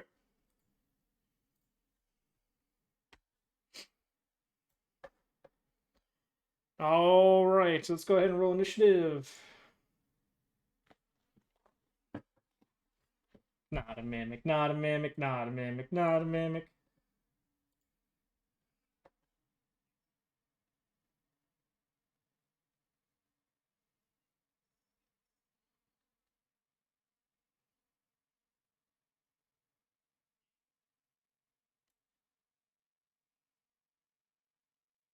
Boop.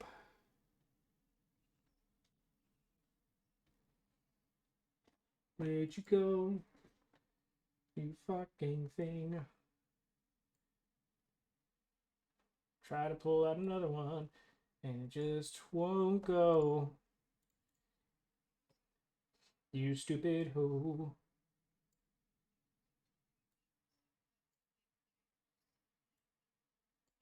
Don't see it.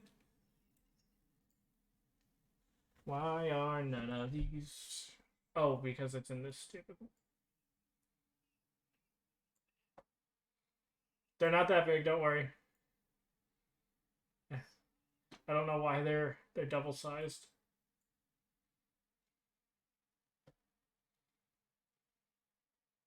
Sorry, there should only be two of these guys.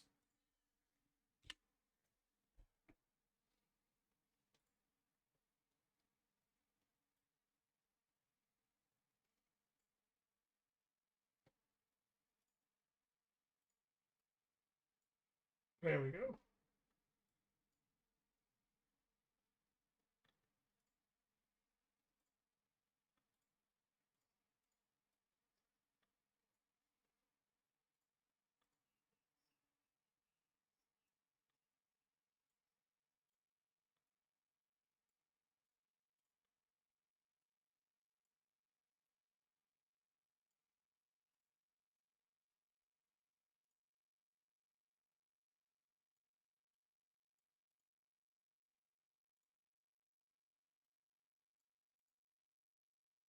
All right, there we go.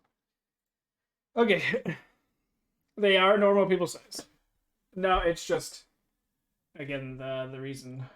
I mean, I can make them bigger, but that'll make other problems for when or if we all get on top of each other. But they're normal people size.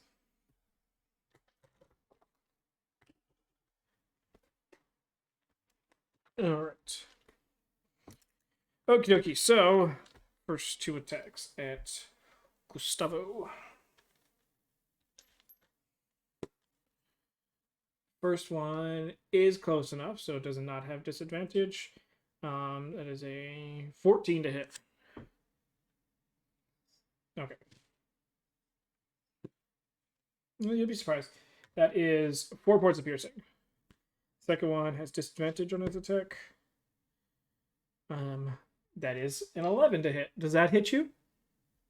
Okay then. As two bolts fly from different sections of the forest around towards. It's almost like the very bait worked. And we are at initiative. So, 19 to 20. Sorry, 25 to 20 first.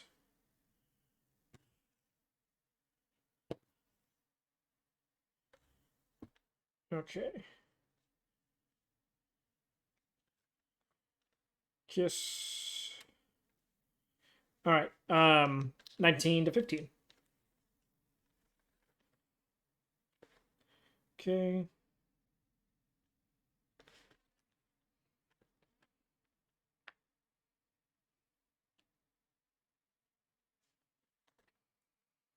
Fifth, 14 to 10.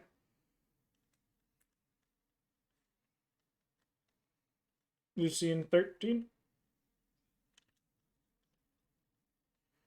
Oh, okay. I was like, animal handling, what? Okay. Lucian, what's your dex?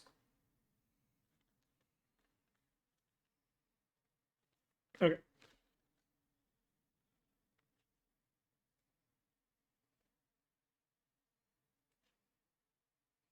9 to 5.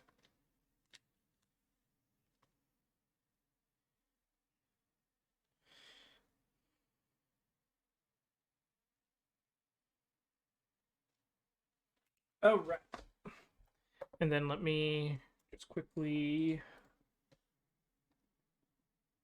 Nope, I don't want to do that. Thank you.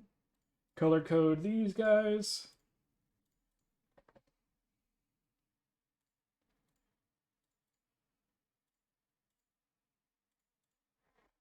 Very good.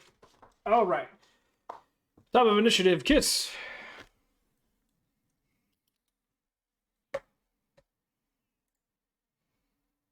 Kiss is so inspiring.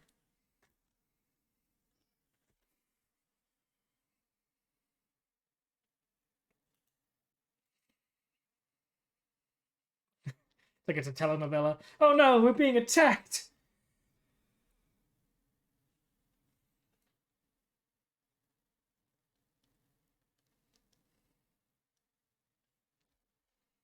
You would not see them. Nope. Those two are currently have not come out of their holes. The only people that you guys would see currently are the crossbows. Yep.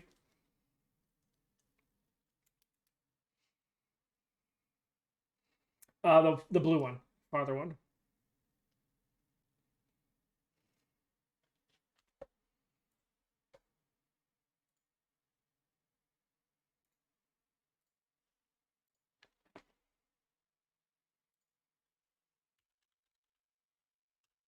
Okay.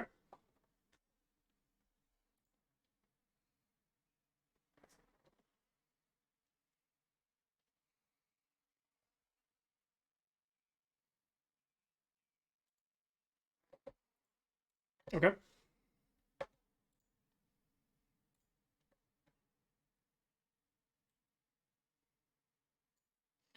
13 wisdom. There's a fail.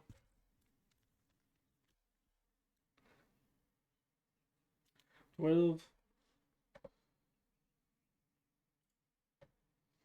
It's enough to make anyone go crazy.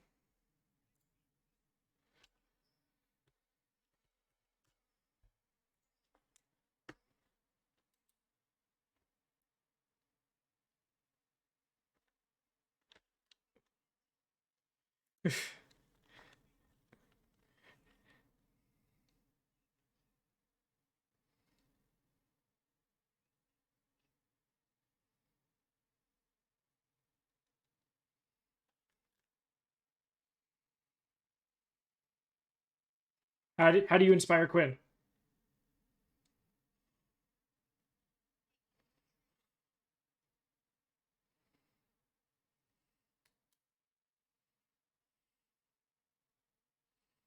Well, you had your liar out to begin with because you did your spell.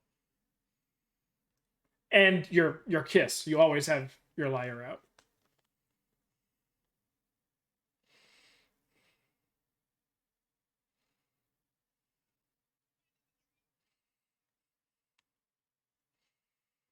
So you're not sure if it's a sexual thing, Quinn. But we'll say you get a D4 for that.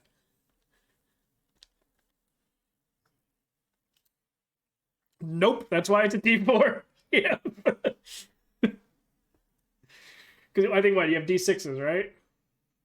Yeah, that one's a D4. Because he told. Yeah, yeah. All right, and your turn. You staying there?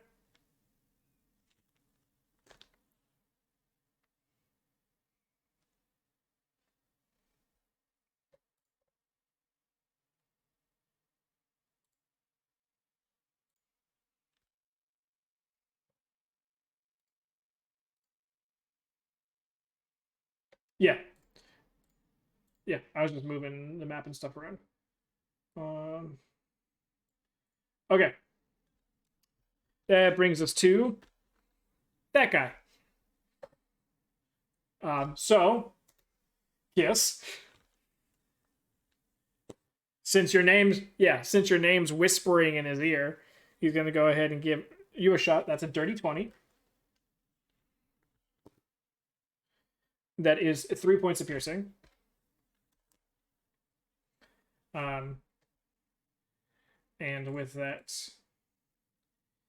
he is going to, for his bonus action, take out his potion of healing and heal himself. Um, doo-doo-doo.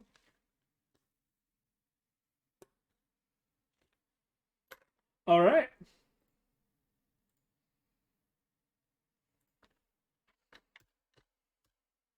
Oops.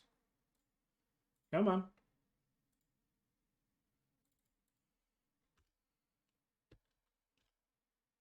There we go. All right, cool. And as he's reloading, he'll sort of like get back into the trees a little bit more. Still visible, but he's got half cover if someone tries to shoot him with something. All right. And I guess that brings us to.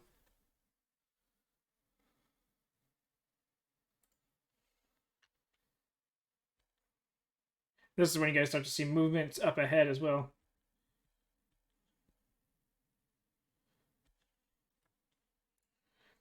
He's gonna sort of he's up against that tall rock right there in between the rocks, and he's going to look out and throw a dagger at you, Gustav. That is a 19 to hit. 3 points of piercing. And then duck back behind the rock. Ending his turn, bringing us to Gustav.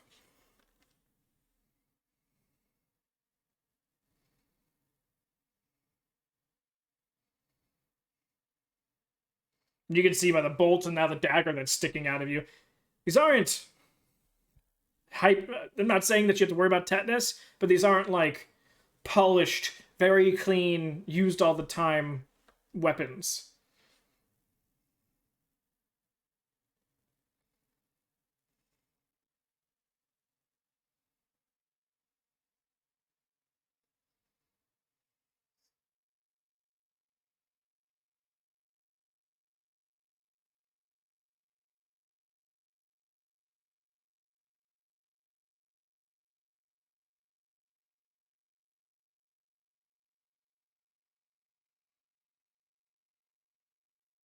Okay.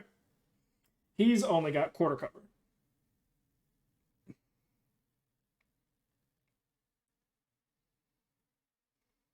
That'll hit.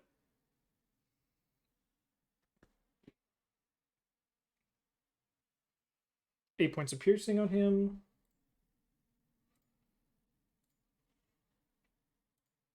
Go.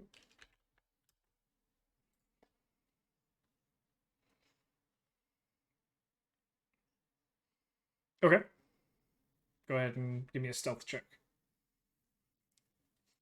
After Gustav, we have. Luckily, you moved because they rolled decently well on their initiative.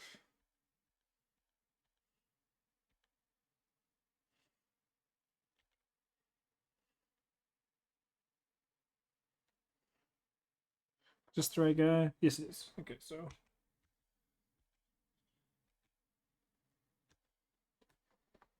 And he's going to duck behind the tree in there. Still visible, only quarter cover for that tree. Ending his turn. Bring us to Lucian. Quinn on deck.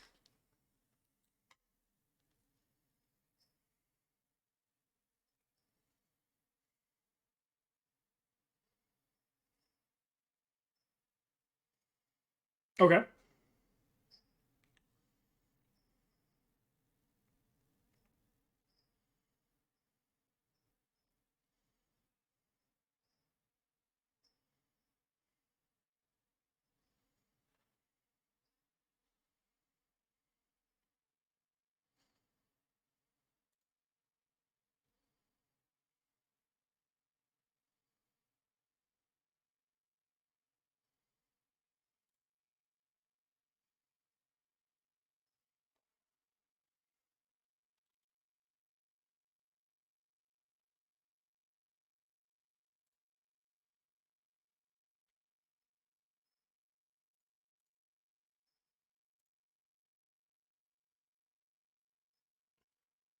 Okay.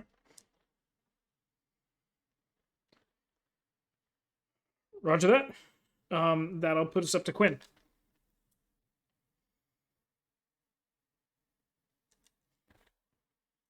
Keys on deck.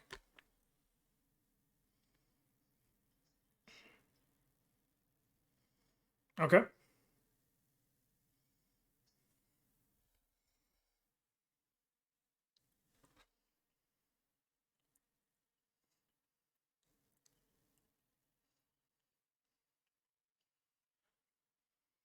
Quinn pulls around the corner. Hello there. This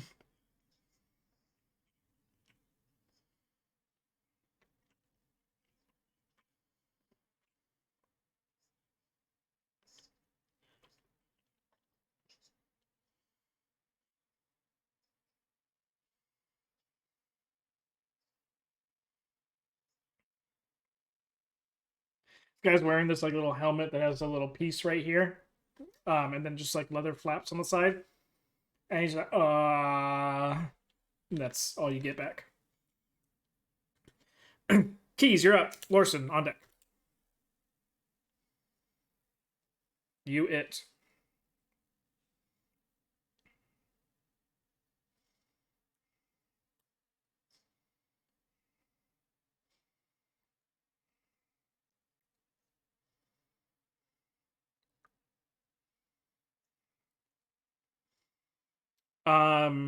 You could certainly try. It's a possibility. All right, give me stealth. With disadvantage. Because usually when you're stealthing and moving, you get half speed. So you're trying to do this at full speed. Okay. All right. You're not sure if you're fully hidden from this guy or not, but go ahead, go for it. You do not have advantage on this attack. You might need to file down your nails a little bit. Too much as you're running up. 12 does not hit him. I'm sorry. Conclusion of turnage. Lorson.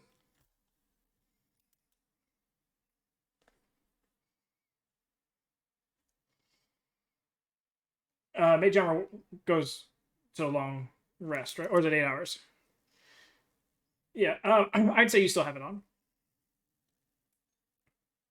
Because you've learned now that, like, oh, okay, well, if I want it to last until end of traveling day, the first hour or two, I just don't do it.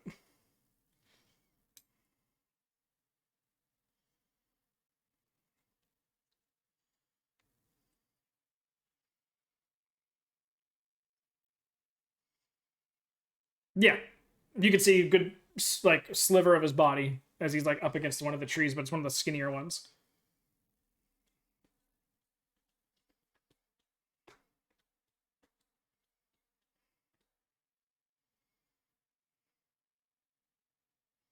Okay.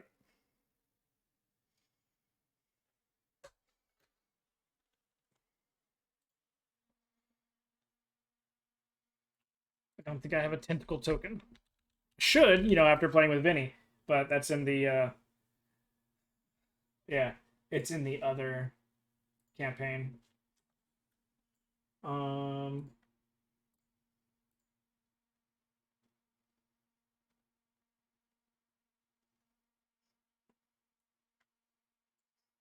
there you go. That's close enough. Boop. Oh, green guy. Boop.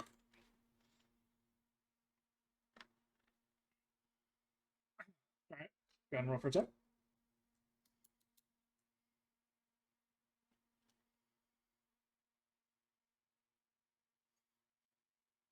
That does a hit.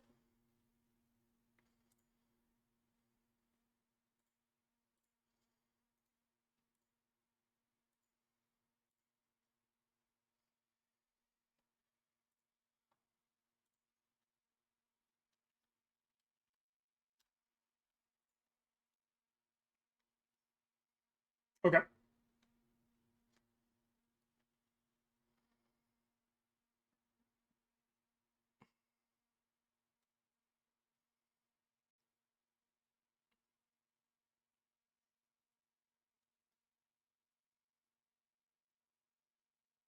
Roger it.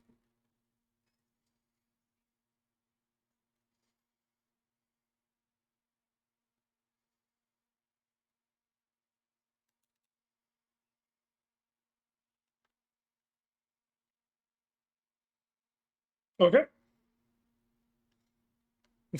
That ends your turn.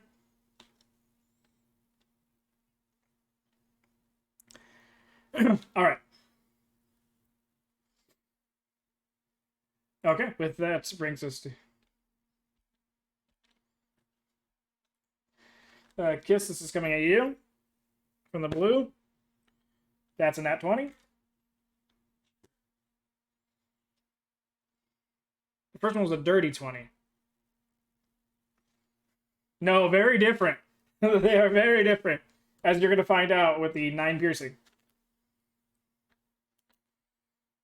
And then he's going to 5, 10, 15, 20, 25, 30. All right. That's going to his turn and bring us to Kiss.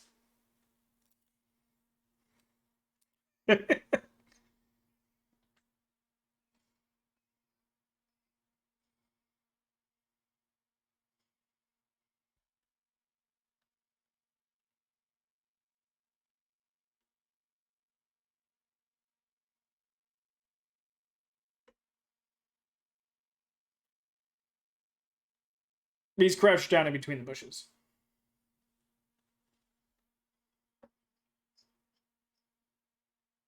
Mm-hmm.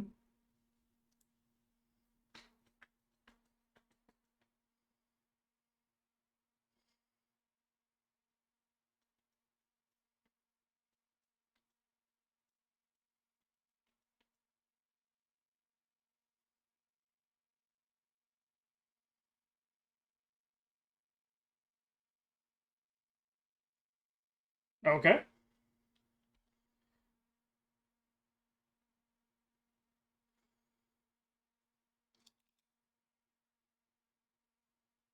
Again, 10 feet closer. Vicious Mockery. What save is that? Wisdom. That is a 14. Okay. You smell like doo-doo!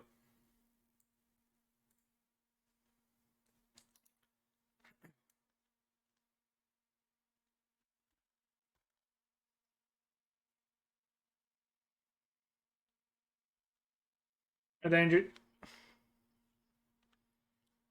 Yeah, just...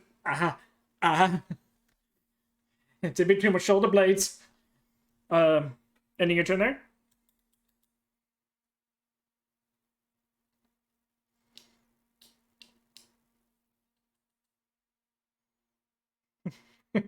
Five more feet back the other way.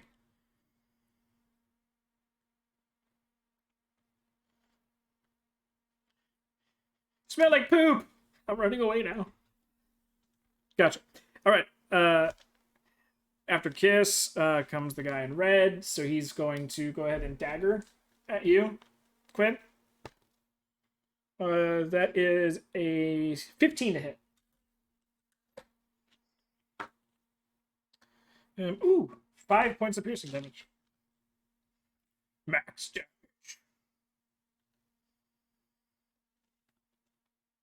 But that's all he's got. I'm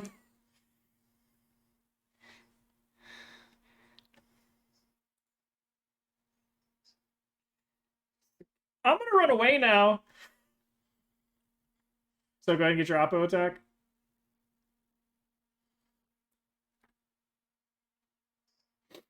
No.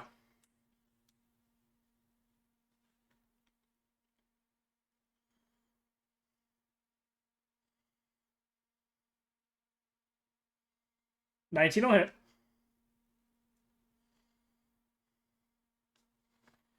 Five points of damage.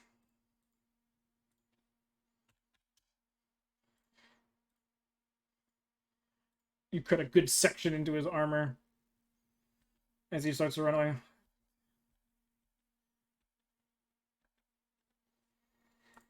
Okay, it's gonna end his turn, bringing us to this guy. Keys tried stabbing, so he's gonna try and stab you. To stab off now. I mean, that is only a 12 to hit. Hey, you guys are both rolling 12s and missing each other. No one really wants to fight here. We're just stabbing the air, making us feel a little worried. I understand. But with that, you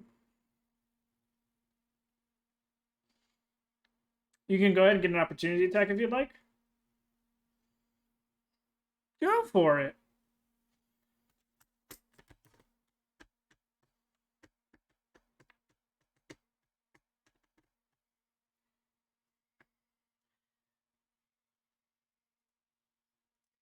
So, this is your first real battle in this campaign so far. So Nats aren't doing the extras right now. So you guys are lucky. Or else that Nat 20 would have done something to Kiss. So you reach, like, you hear him start to move and you reach out, yeah, and you realize you're like a good 5 feet behind him, just stabbing the air, and you're just like, timing. I need to work on timing.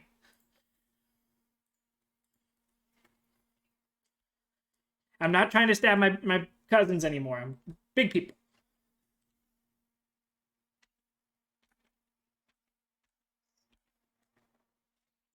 Okay. It's going to move there and end his turn. Bringing us to Gustav.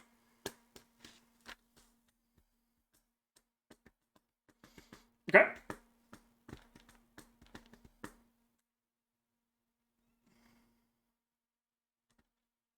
That'll hit.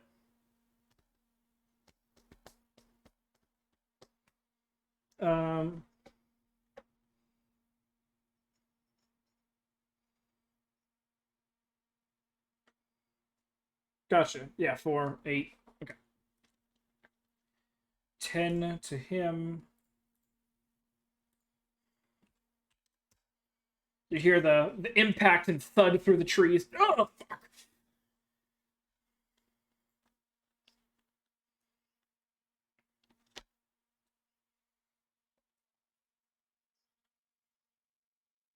He wasn't stealth. He didn't successfully stealth.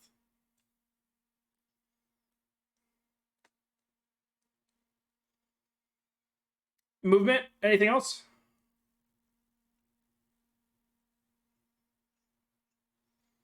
Okay. The bush, some not too much partial cover, but it's the thought that counts.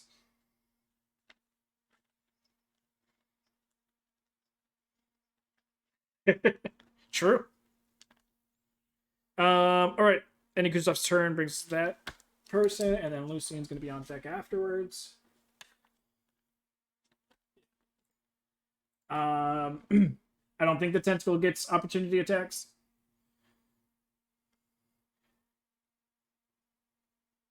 Yeah, it's a summon.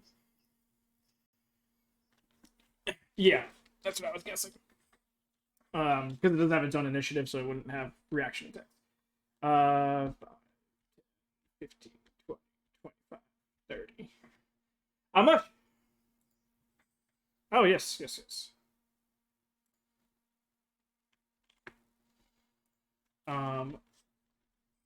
So in that case, this guy's gonna take his javelin and give it a hiya at you, Quinn. You technically have quarter cover right now as well. But there's a 16 hit with quarter cover. Okay.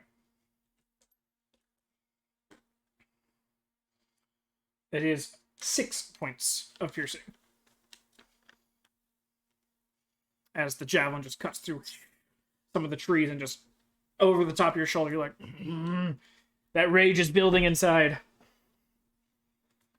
He's going to end his turn there and bring us to Lucian with Quinn on deck.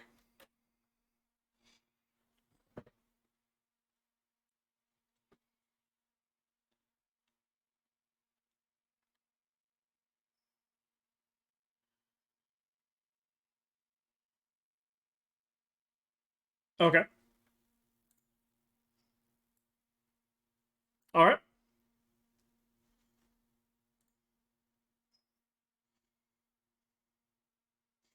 19 hits.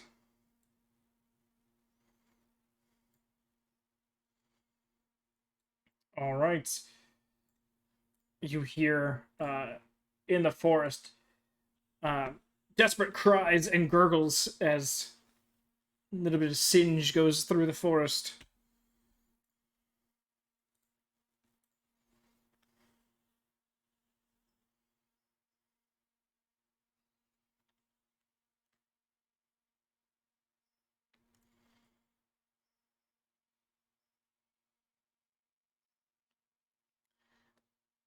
Lucy, give me a perception check as you end your turn.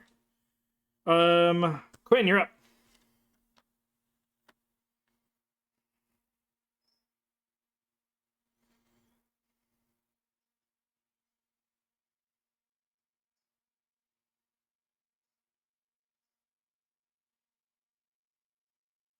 Roar!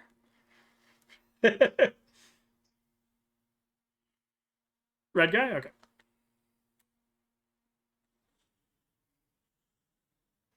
Currently, like, still reloading his crossbow. Oh, fuck, oh, fuck, oh, fuck, oh, fuck.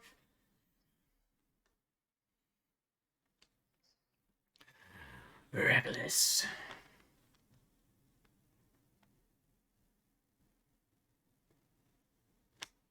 Lucian, you see under your robes, kind of creeping out from your forearm, the word killer. Oh, he's not here. Anyway, um, he'll have to watch the VOD and figure that out.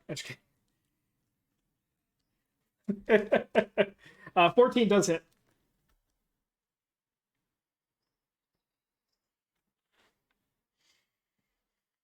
It's just pawn.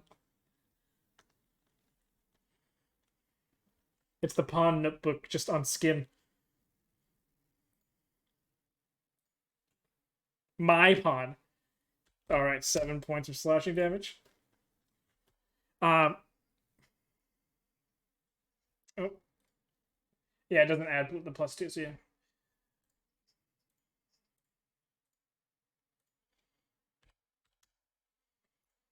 All right, still standing, looking hurt though. Finally gets his crossbow loaded. Is that it for your turn? Keys, you're up. Lorson on deck.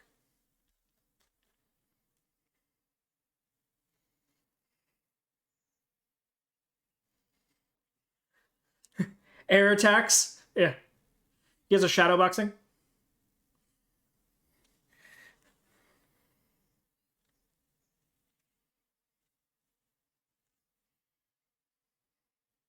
Okay.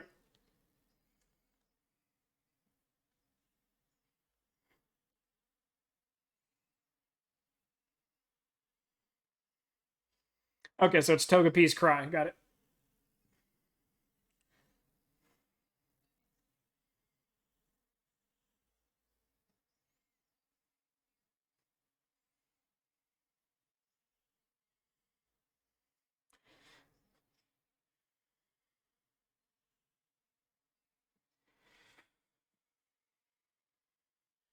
It's like, is there a banshee here? I don't understand.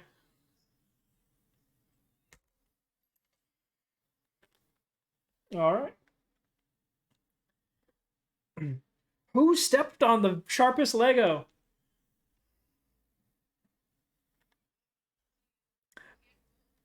$14 does not hit this guy.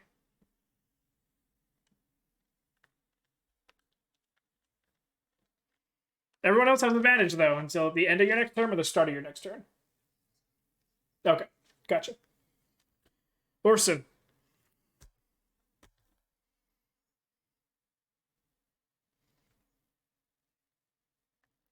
Green dot guy. Moving that tentacle. Tentacle has a French accent for some reason. Vinny is your warlock patron.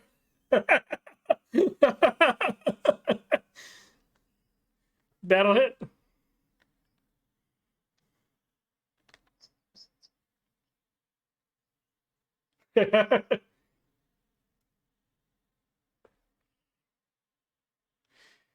Oh. All right. So 8 points of damage.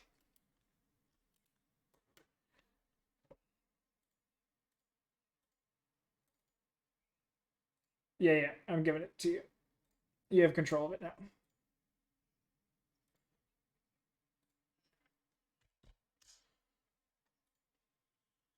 Orange dude?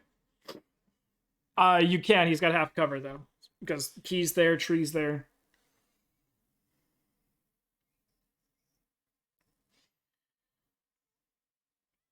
This distance, you're still technically covering a good half of his body.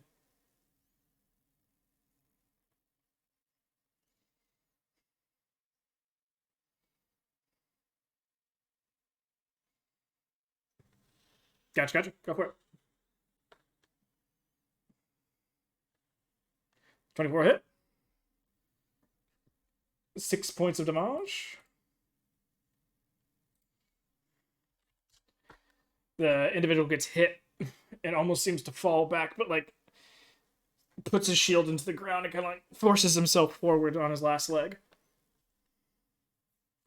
But he's still there, panting heavily.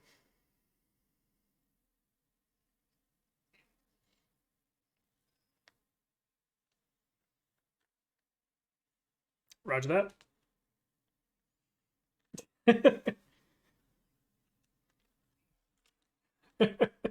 Okay. After Lorson, that guy's dead. So, don't you worry about that. Kiss, you're up.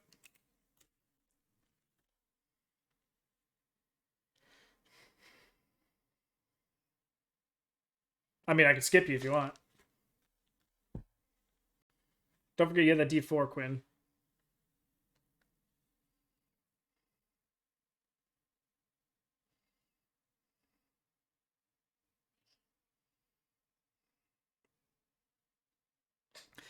Mockery, his viciousness, wisdom save.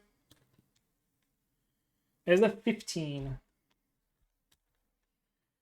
That's what you say, but you don't say it loud enough and it doesn't get to him.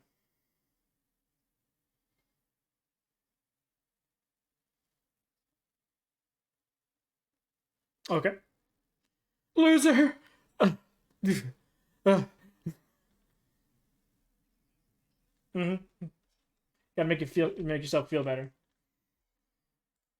That ends your turn. Okie dokie.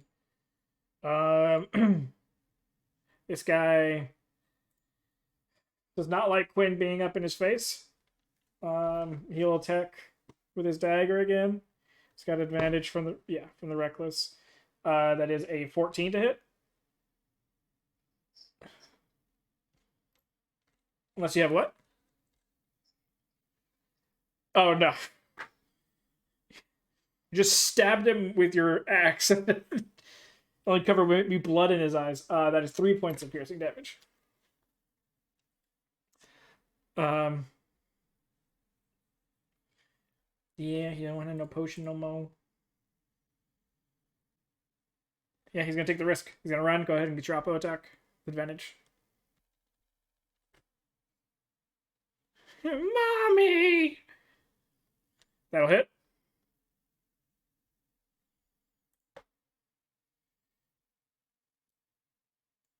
As he screams for his mother, and at the end of it turns into gurgling as he drowns on his own blood. You have to oh, it's stuck. Hold on, and put your foot on his back and unlodge it from his lungs. All right. Anything? Oh, that was his turn. Bringing us down to green. That was my brother. Come over to you. Short sword. That is only a 12 to hit. All right. Bouncing off your glorious back scales. Gustav, you're up.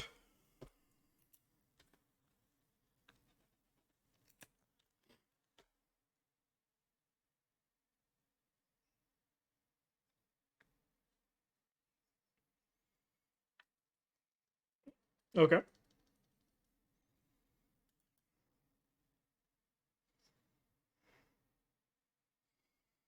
That'll hit.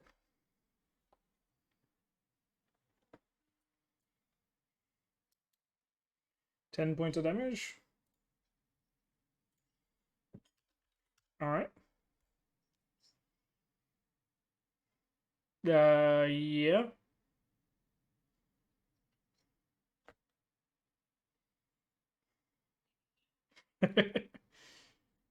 Anything else?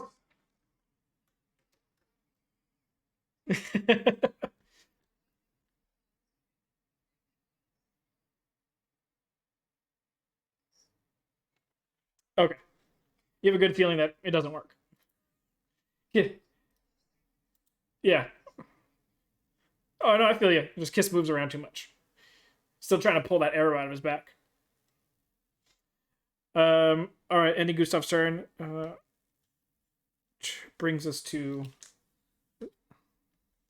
um the other guy.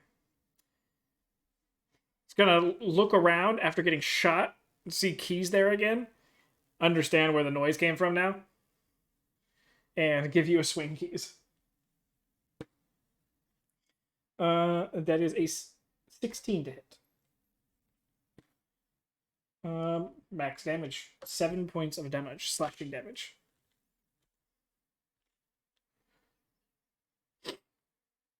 Um, he feels confident in you missing him, so he's gonna continue to run. Go ahead and make your opportunity attack.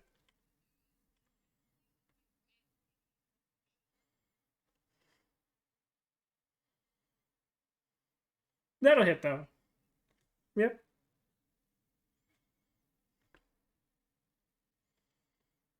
There you go. Okay. All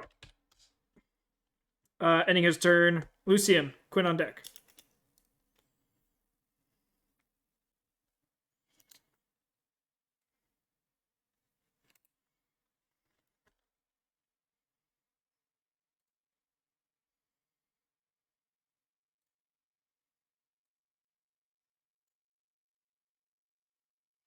Underneath your, like, the R is right around your left wrist, and it goes up your forearm.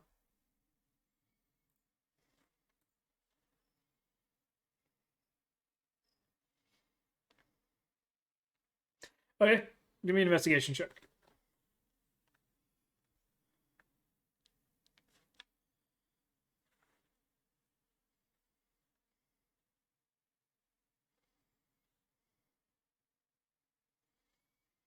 Try to rub the word and try to interact with it in any way that you can. But anytime like you put your hand to it, the letters seem to almost like when you have like a bag of something and you're trying to the little air bubble that's caught into it. Every time you push it, the air just moves around. It's kind of the letters kind of do that, and they'll deform and move around your hand and your fingers and everything. And then when you pull your hand away, it goes just back to reading the word regularly.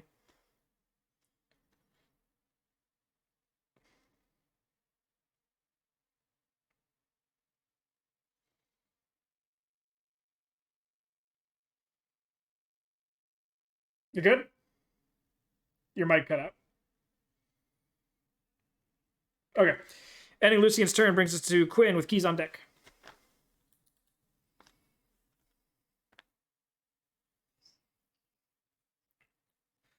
Probably not with your focus being in the opposite direction. This guy that just came up to try to stab you.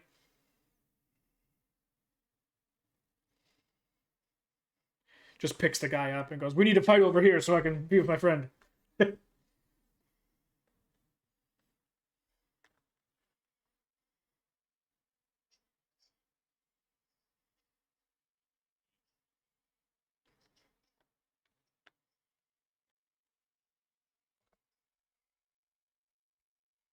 Smoke out the ears, I always like.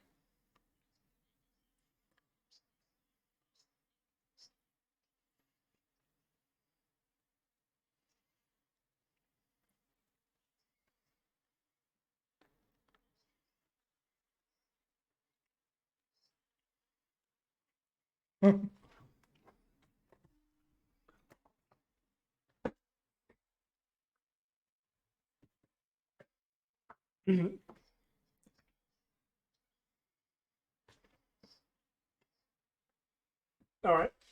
Is that a deck save?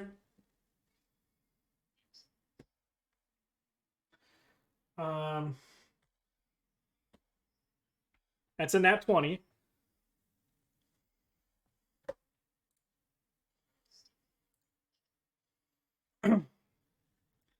Quinn grabs his shoulders and just as he kind of as he as he kind of goes as he finishes it, looks down. There's no head left.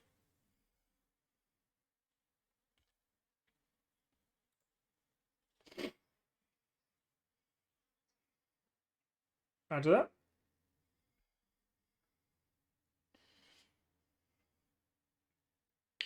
okie dokie. Keys. Lorson on deck.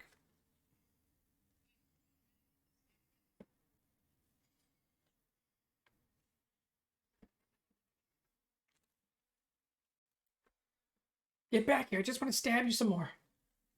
That'll hit.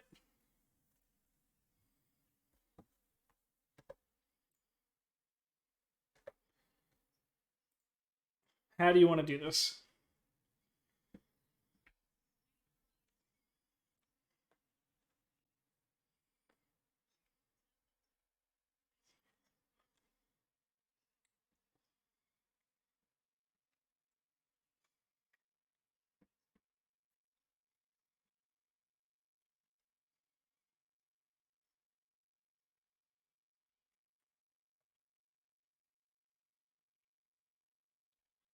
So, as your quarry keeps running, and you just want to end it. I want to say you go into a little blood rage and just become like a little Chucky doll. But we'll stick with what you said, and you just kind of jump and just reach out and connect directly with the top of the neck, and put him down and kind of just like roll with him a little bit And you kind of like, eh.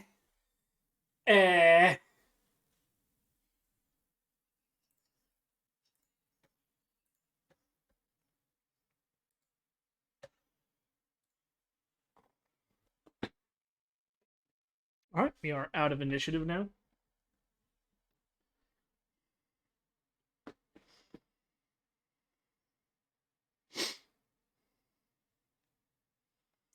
Uh, yeah, you can easily find the ones that are in him.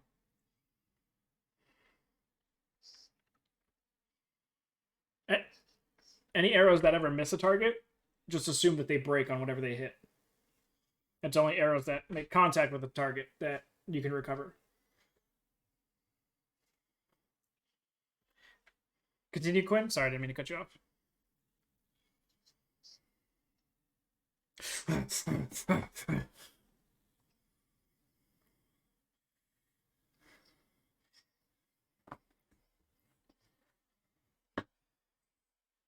I'd say luckily your rage ends probably as before you think of axing this dead body in front of you with little keys underneath it. But you lift his from the waistband and pick him up, and there's the little keys. You look up at Quinn, his mouth still like kind of, but the whole front of him just covered in blood.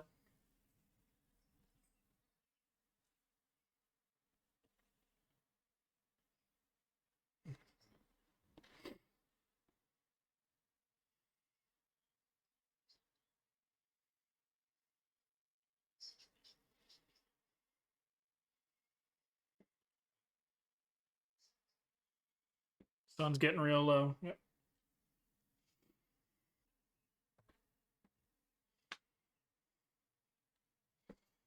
Keys is Black Widow. Yep. Makes funny because Keys is black. So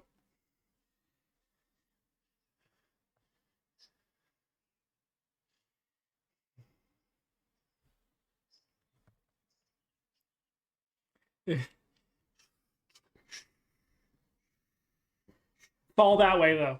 Fall that way. Larson.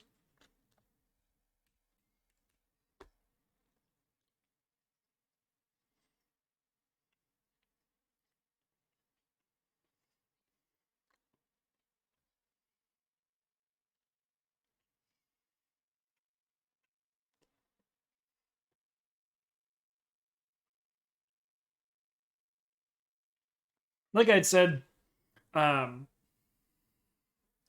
Gustav, you notice that the weapons that they were using were not of good make quality or anything like that. Um, Not even shiny. Um, the spear that was thrown, oh sorry, the javelin that was thrown is a makeshift javelin.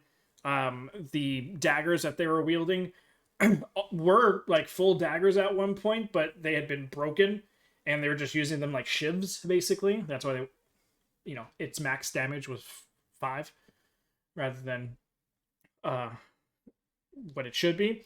All the weapons were rusted, broken, dulled weapons. These were, now that you could see some of the bodies, maybe the ones that still have their head and aren't absolutely destroyed. Um, they are very vagabond-esque bandits or raiders of some sort that all their stuff is hodgepodge, nothing matched, nothing in good condition. They look emaciated to a degree. The only person who looks of like decent healthiness was the one that Keys took down. Um, Everybody else seemed gaunt and just hungry. Coming across all their things, you get 6 silver, 5 copper, um, 2 water skins, 2 rations, um, and a pair of shoes that should fit Gustav.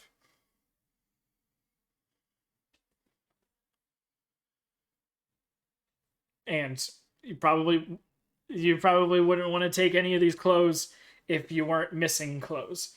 So it's very much like a yeah.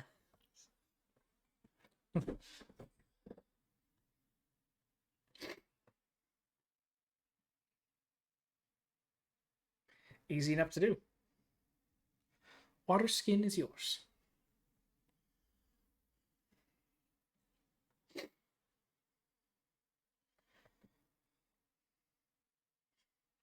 Just juice and berries.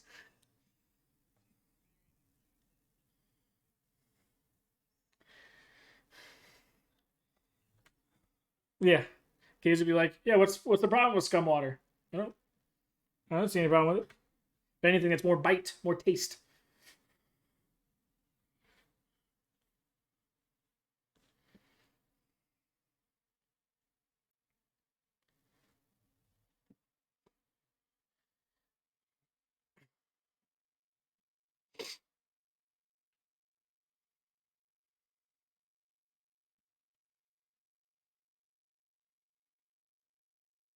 Sorry, two people talked at once. What?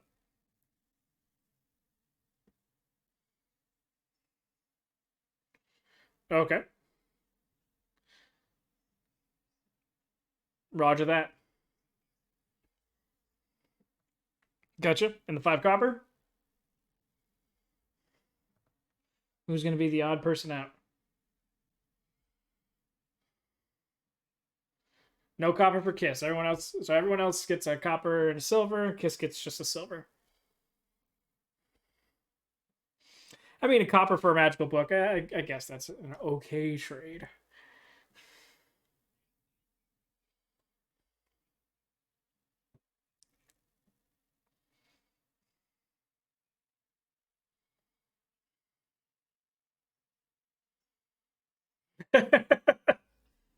Perfect. Um, yeah. As far as the rest of the stuff goes, it's you guys know no one in your town's gonna want it or need it for anything. Half of it's in shit condition. Um, as far as the individuals go, Quinn, give me a history check with disadvantage.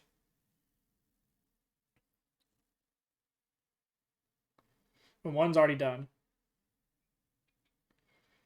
That sounds about right. Quinn, you just know that the person's face that you melted off was humanoid. That's about it. You don't remember what it looked like. Um, the one that's burnt, don't know what it looks like. The one that Keys killed is a human male, and then the other one is a half elf female. But none of the or the two of them don't look familiar at all. Um, Even their skin tones are a little bit different. The human male is um, almost, what's the right word for it? It'd be somewhere between like Indian and African, but with the super dark freckles and under the eyes, and then white lines that come down the neck. And then the half elf is um, more more tan, but still decently pale.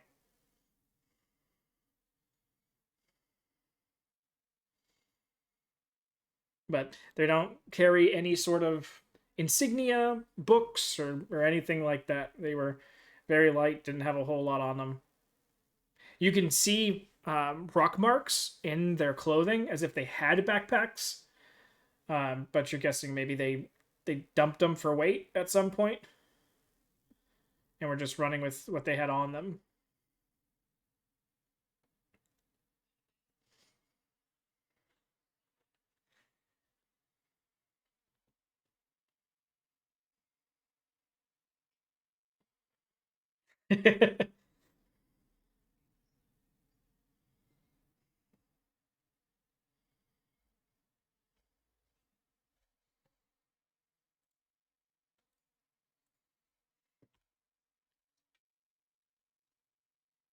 But Um, with that, you guys can go ahead and set up camp here, or maybe a little 15, 20 minutes down the road.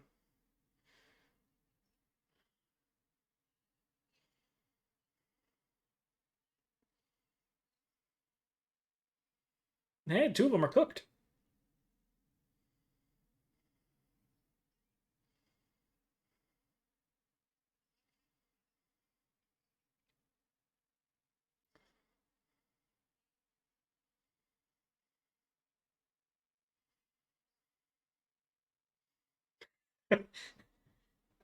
That was, I know the line to the line. It was just like, are we offering Lorson up to get eaten?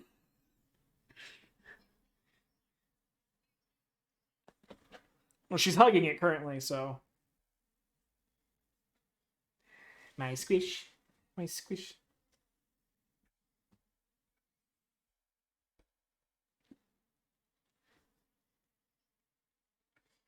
That was you. You haven't been wearing deodorant for the last 3 weeks.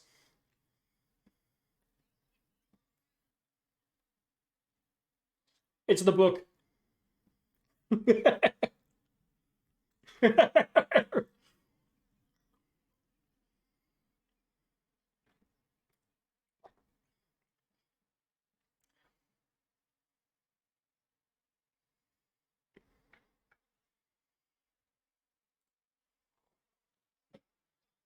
Is Vinny in chat? No. Okay, it's safe.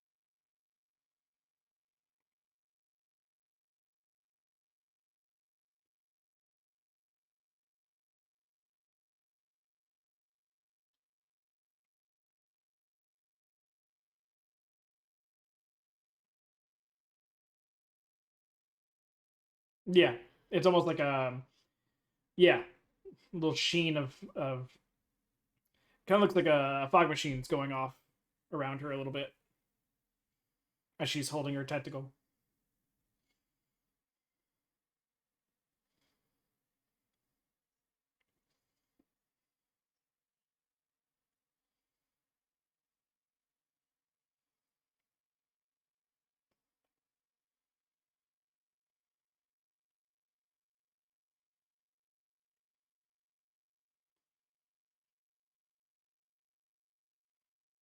Kisses over there like, I've been thirsty for the last 2 weeks.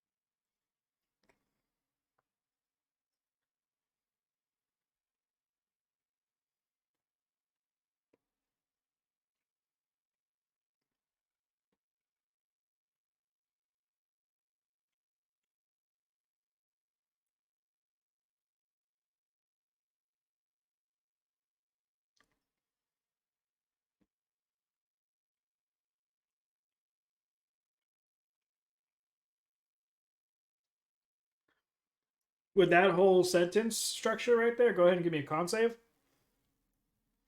Mm-hmm.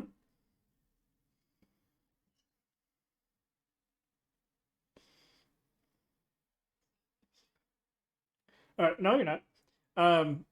You sneeze as you. Oh God, and glitter kind of.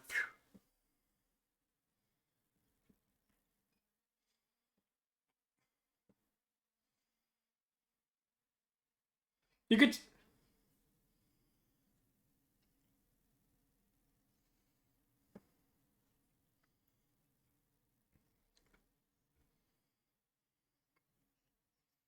Mhm.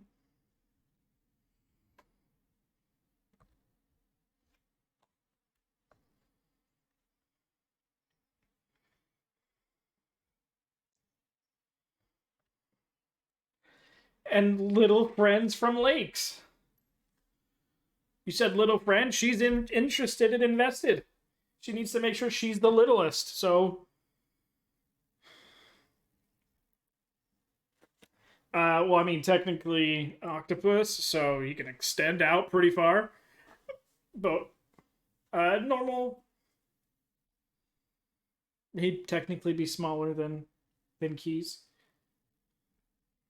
But I mean, when he's going full speed, he'll be fully extended, and so he'll be. I think he stretches from end to end about 5 feet. Like if he puts two tentacles out. Yeah, that's when he's tentacle to tentacle. But when he's just kind of floating around with Lorson, it's like a foot and a half, all curled up on himself. It's cute. He does this little propeller thing, and he kind of just like propels himself.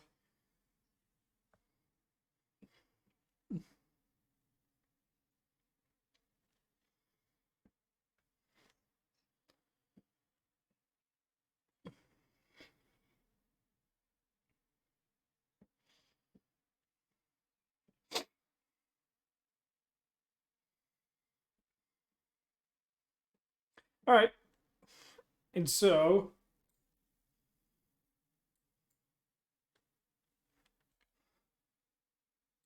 oh look, you guys find a clearing that looks oddly the same.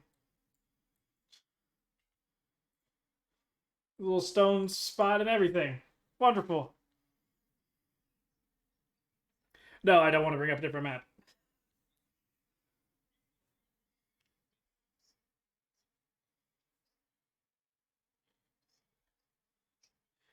Oh, they did. It was just rocks. Okay, just a little coin pouch. Keys cool. Yeah, there's two of them. Yeah. They're not shiny. They're just interestingly colored. Mm-hmm. Everyone else knows that this is dried blood.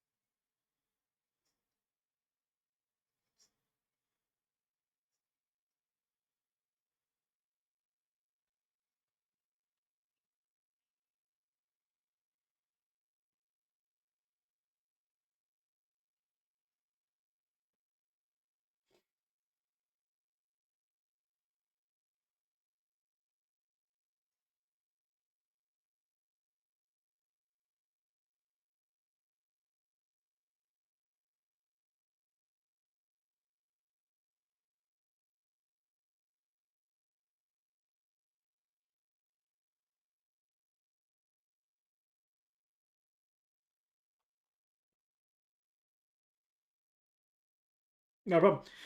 All right. So everyone bedding down, going mimes, waking up a level higher. Nope. Nope. Not anymore. Not anymore. We have. Nope. Go ahead and roll. Go ahead and roll me a performance check for drawing Calvin.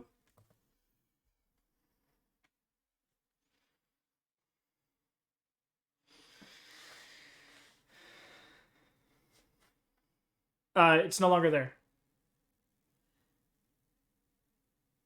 But you have a good memory, so you could almost the the font, the size, and everything. You can kind of trace it in your memory.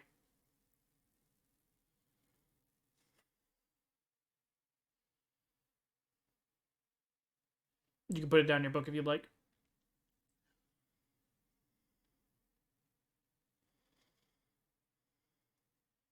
I said you could write it down if you'd like, so that way you could keep it.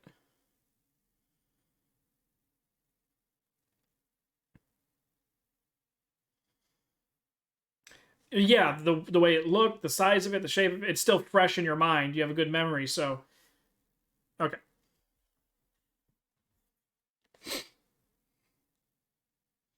Anything else?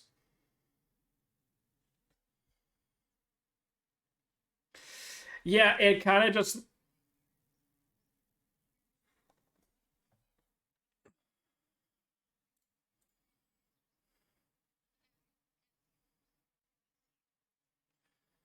the light refracts. There's,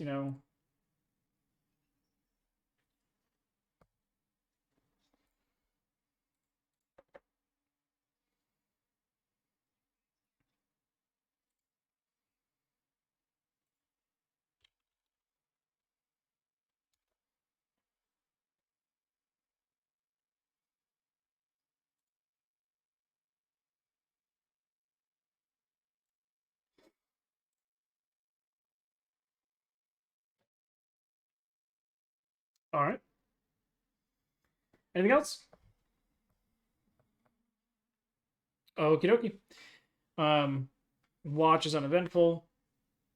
You guys took out the problem in this general area, and there's plenty of fresh meat and cooked meat for carnivorous beings in the night to deal with. So you guys get left alone.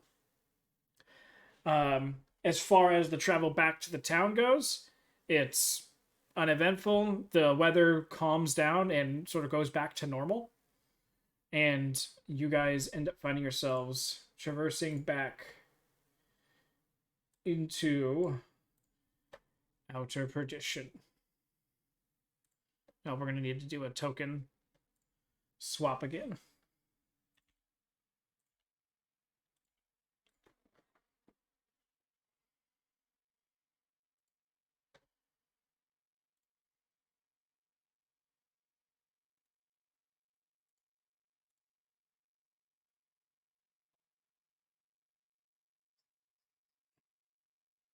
Yeah, you're stuck on it.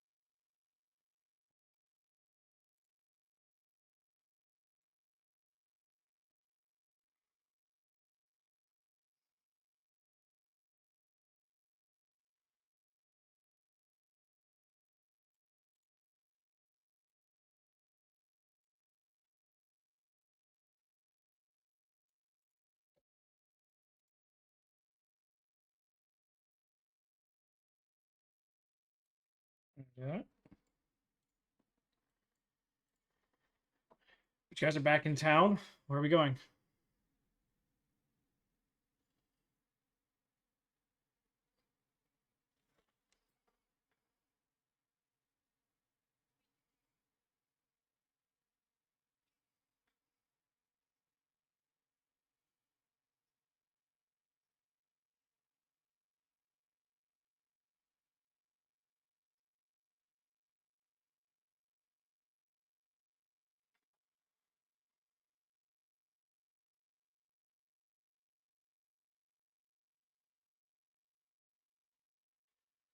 Okay, so Orson heads off home.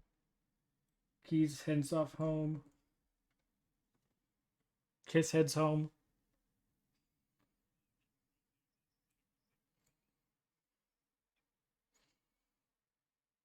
These two are going to drink. Quinn?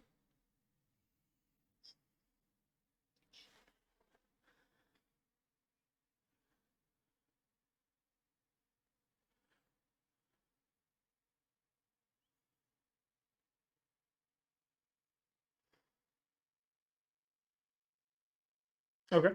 Quinn goes home. She'll give you one of your old shirts that she was about to throw out. First off, hugs, kisses, checks you up and down, all over, around.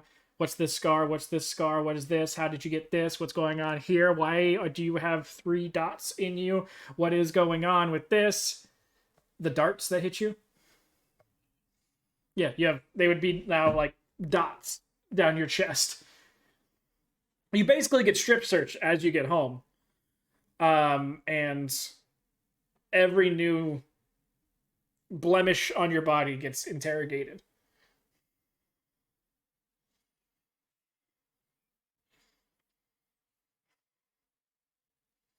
About halfway through your sentence, she will say, "Stop giving me that bullshit." And she's your mom. She knows when you're bullshitting.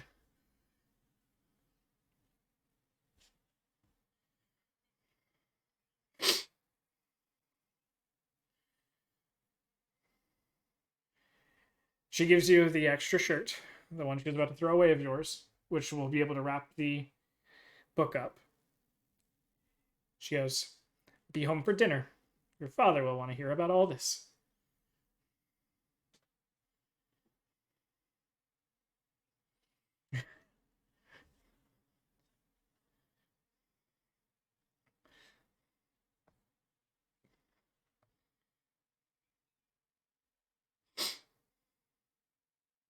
Okay. Just about 3 p.m. when you guys get here.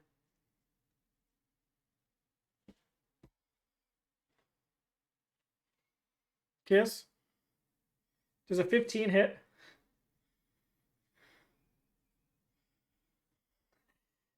Lucian had walked past already, so he knew you were back. He was waiting. But you don't get hit. He doesn't jump out and hit you with a face full of glitter. Instead, he now has a slingshot. And so it's not glitter this time, but it's a chalk cloud. So you get cracked right in the chest and just this pink of dust. Lucian was too interested in a drink. So you just look like you just got dusted with some pink, but you're good to go other than that.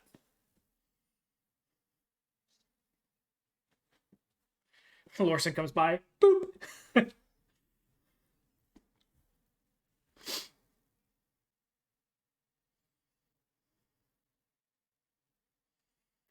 um, he's the best around. I'll pull it up right now.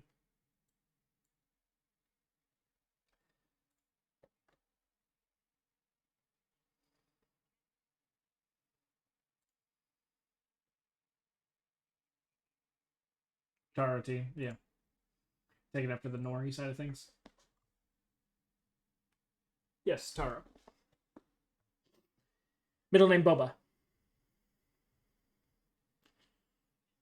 Oh yeah, he runs right back inside his house.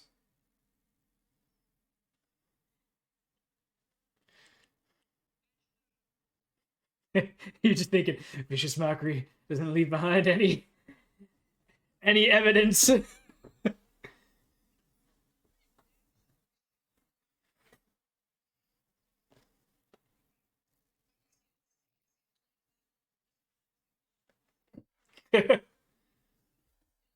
Killer of children?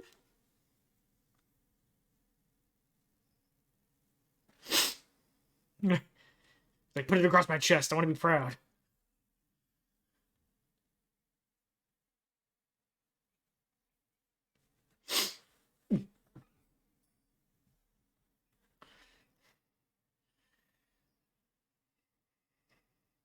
He was sleeping right in the middle of the road, just face full of gravel.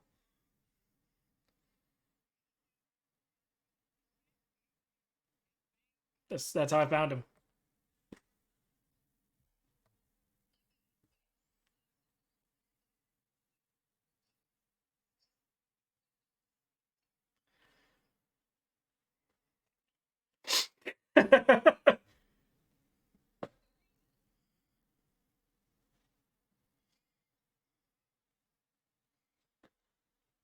Mm-hmm.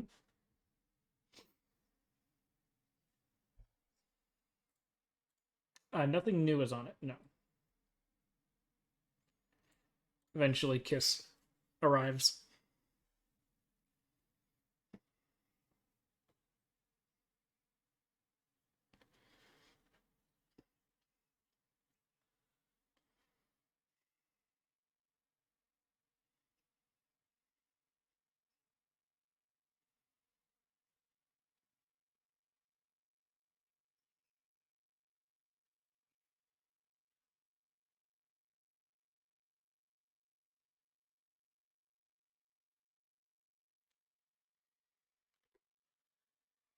Oh, the threat of miners.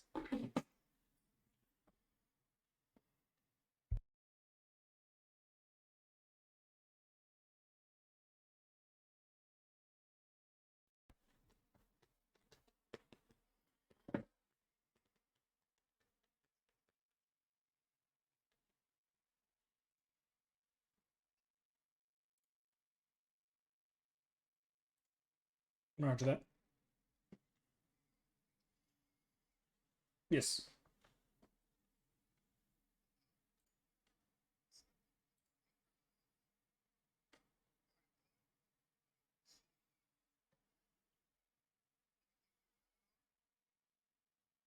Y'all are back.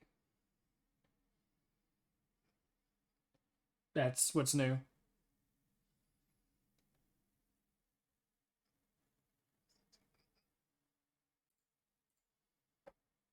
Debatable.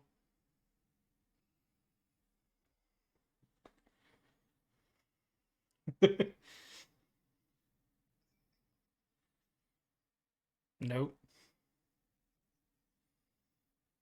I mean, people ask about you, but more like people want to know if the betting pool is still open. What's the over under?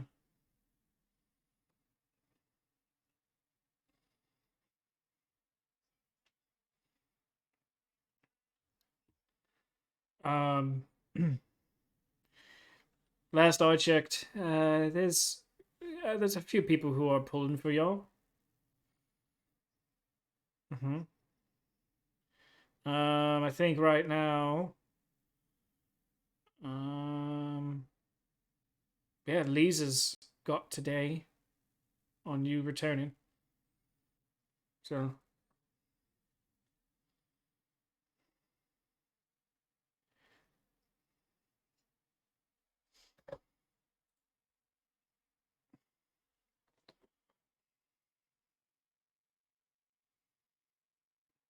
you're just watching you guys. You can't bet on yourself. Sorry, buddy. Lorson, you've been one of the other first ones back to your home. Your brother is out front, currently drying some of the catches that they got that day. And he goes, "Oh, thank you. Oh, do you know who you went with?"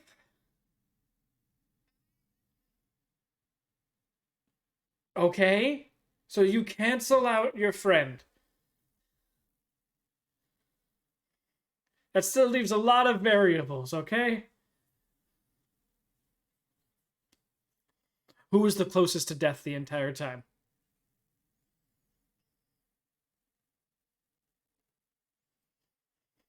Closest to death, not actual death.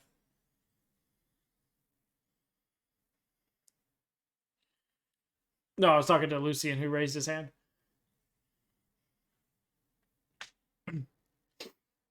No, it was Kiss that rode the edge the entire time.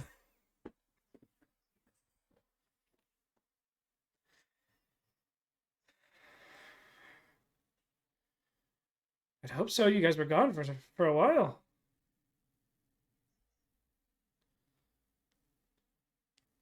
Did you get it all out of your system? You no longer coming back home? You done with this? Did you sow your wild oats?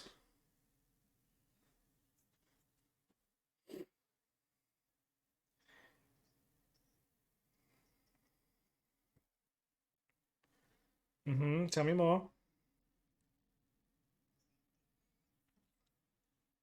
No, tell me, and I will tell you. You should tell mom and dad because if you don't end up staying, yeah, because he's gonna be like,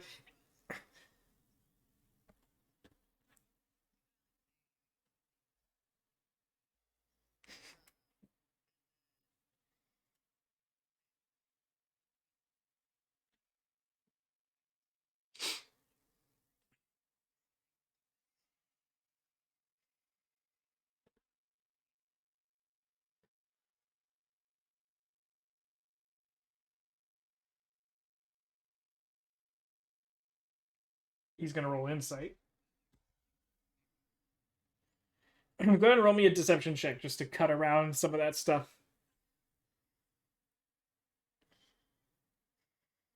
He's like, and there's more. What ain't you telling me?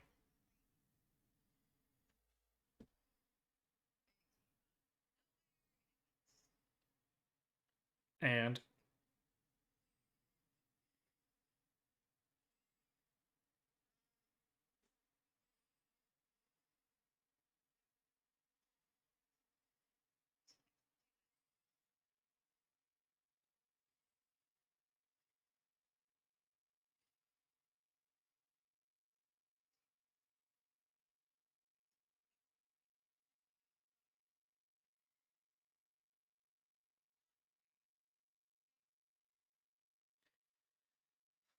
that's a good thing. Yes. But even this lady who had no connection or dealings with you all except for that immediate moment of coming into existence, and she could tell that you were the leader of that group. What does that say about your group?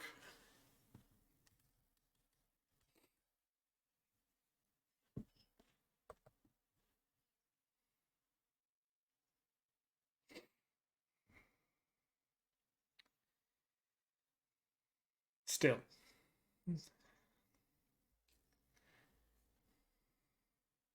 show me where the lightning hit you. Here you go. So he's just gonna like start like heavily hand smacking like your shoulder, your back, your legs, your sides, and everything. And you're like, ah, ow. And then there's like some poor spots where you've got hit. You go, ooh, like you really feel it. And he's like, are you done or are you not done with this adventuring stuff? Because that's going to dictate wildly what we say and do next with mother and father.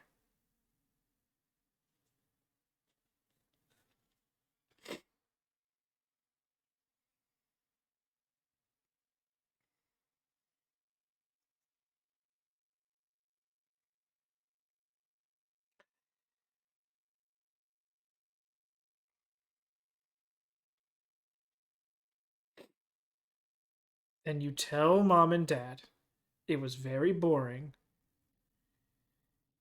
The thing that took you guys the longest and was the most treacherous and where you've got these bruises from was traveling and falling while traveling and things like that.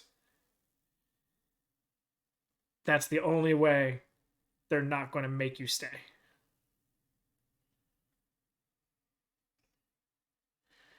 Don't look them in the eye. Don't look them in the just just look at mom the entire time. Compliment her on her new hairdo.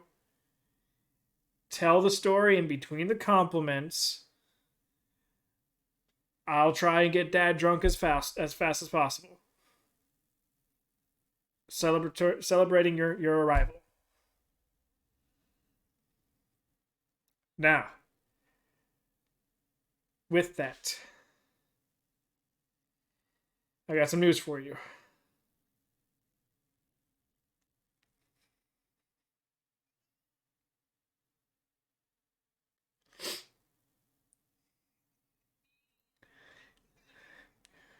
We went we went to the elder We went to our elder, and she confirmed she's pregnant.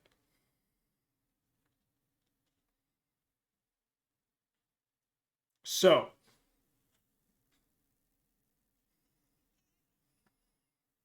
oh, you might need help with father and mother later. As you're like walking in, it's like technically the deed was already done when you left.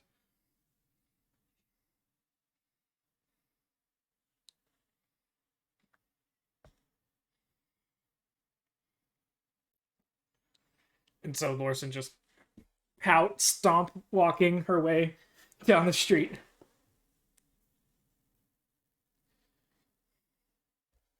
Keys, he'd be the next one home.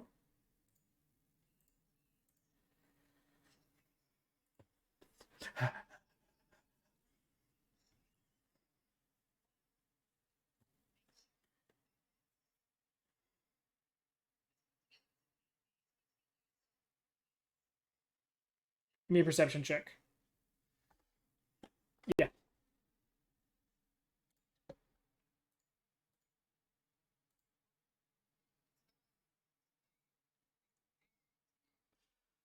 Rolling bad since that one time. Okay. You start straightening yourself up, getting yourself all presentable.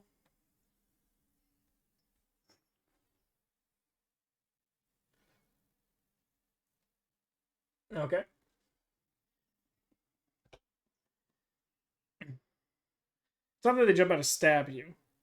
It's just that all of a sudden you get this knee to like the small of your back. And you basically get jumped from behind as Locke ends up. Oh, Daring Adventure is back.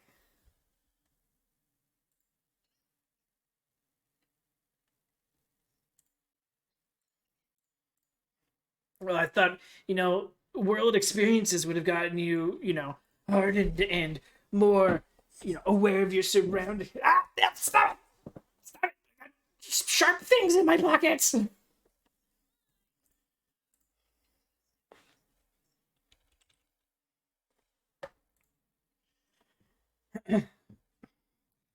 Eventually, you guys separate and stand up.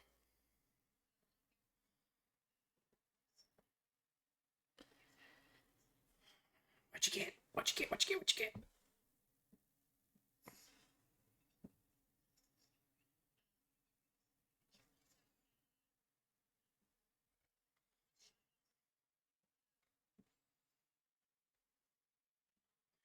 Okay.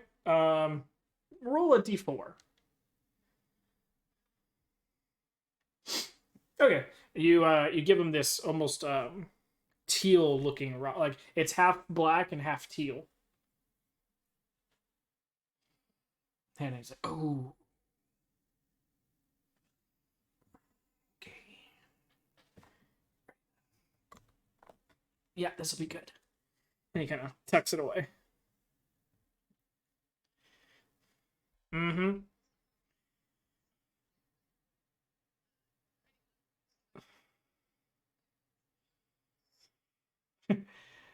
That's when there's a loser, and he pushes you in the face and just starts running.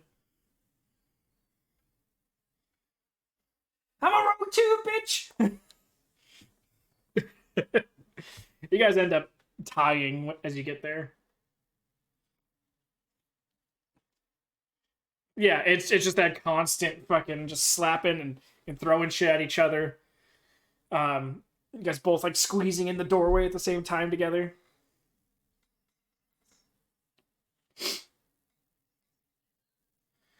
Immediately, 3 to 4 individuals just pounce. You do feel someone tugging at your weapons. Then you hear a shing as the sword comes loose.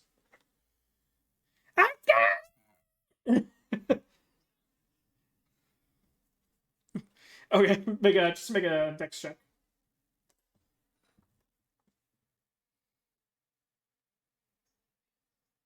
Just X, yeah.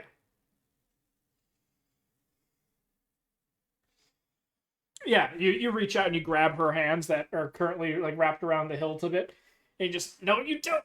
And she's just like, stop, stop, stop, stop, stop. She's trying to like beat you with her free hand, and you just yeah, you just muscle it out of hers,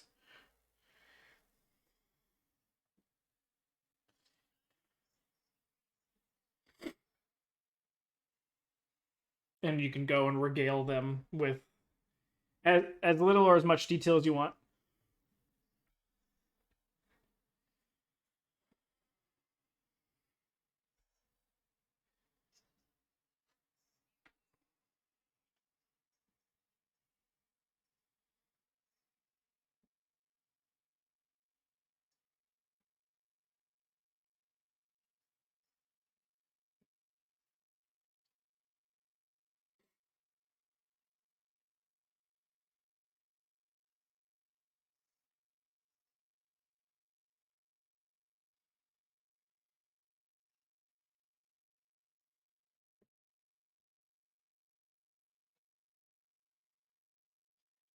Try,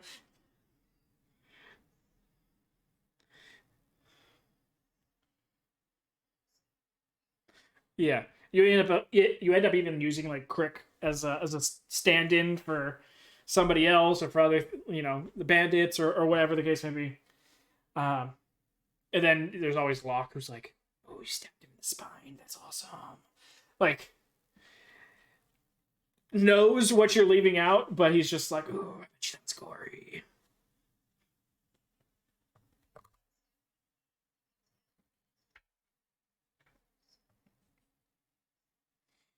And then of course, anytime you're like, and then we camped out at this place, and I found this stone, and I went, "Ooh," and it passes around. Yeah, yeah. It would be probably Tool to kind of like just walk around and show them. Like back in elementary school when the zoo people would come and have like a snake on their hand and they just not let you touch it, but ooh, and then they kind of like lean back from it and whatnot. Um, Keys, give me a actually pick a sibling.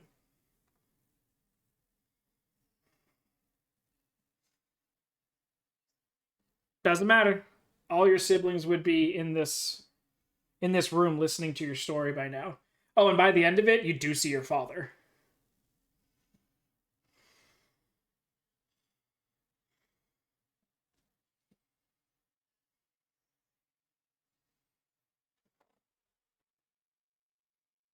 Okay.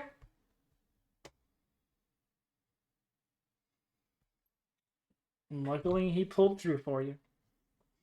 Um, one of the stones, the one that was covered in blood, that you did not clean off before handing around. Um, your other brother was like taking it around, and he kind of stops it and like pulls out a little rag and starts to clean it off, but it doesn't come clean. Gets a little bit of water and tries to clean it some more, and everyone's like, "Just pass it along already." And he's like, "Hold on, hold on, hold on, hold on," and like kind of like turns around and it's like trying to clean it, and it's just not coming off. Kind of like gives you a questionable look, and then he goes, "Dad, come here, check it out." That's when your father comes over, and he goes, "Oh, all right then." He turns around. "All right, kids, this is what's called a bloodstone," and kind of shows it, and then even more ooh coming from the kids. And he's like, "Yeah, these aren't from around here, so good find, Keys." And he tosses it back to you. And that stays as Keys is. Looks to the whole family. And you see a very, very knowing which faces kind of droop and look away. But, yeah. So, the warning's been set out.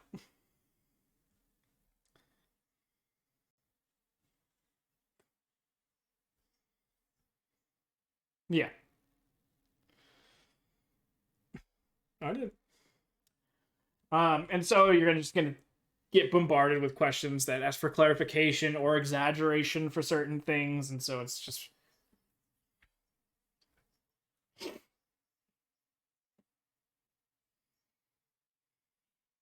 yeah, it's just constant like making you sort of retell certain parts that each one of the siblings finds more interesting. And that goes on probably for a while.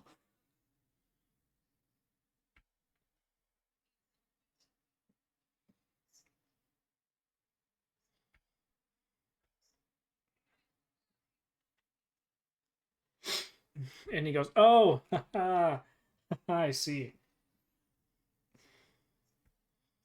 Oh, that's better." uh, but yeah, Quinn, you would be the next one home. See, getting around home this time, only your mother would be home.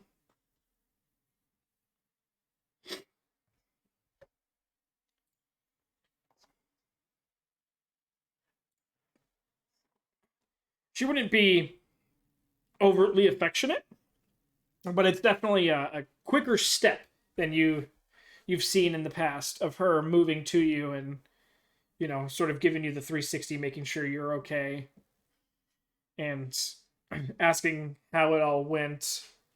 Is anyone dead of your group? She can already see the blood that you missed cleaning on the axe, so she knows something went down.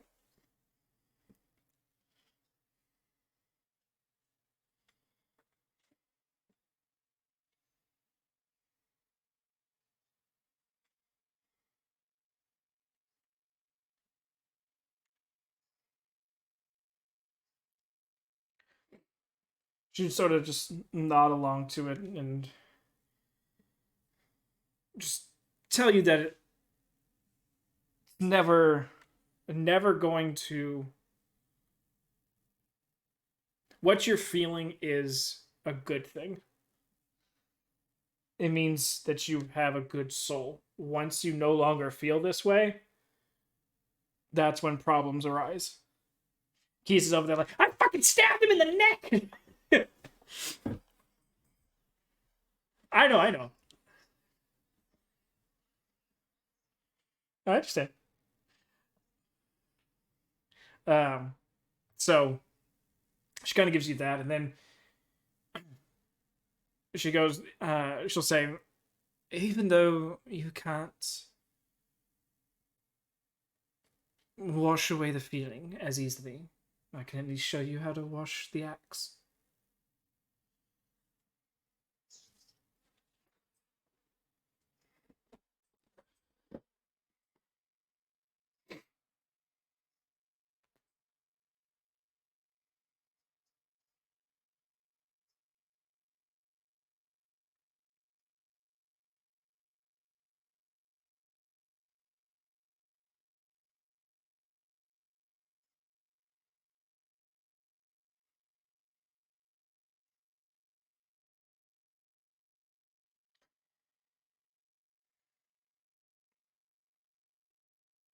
It's yeah. She'll like reach down and put her hand on your chest and be like, "That's the blood fury. It runs deep in dragonborn veins. It's not that when you went through things, you lost yourself and you didn't feel like it. It's all about when you go to sleep at night, how you feel. Sometimes you need to turn yourself off in the middle of things to get through such acts. But as long as your head was level going into it and coming out of it, and you still feel that pain and remorse, that's what matters."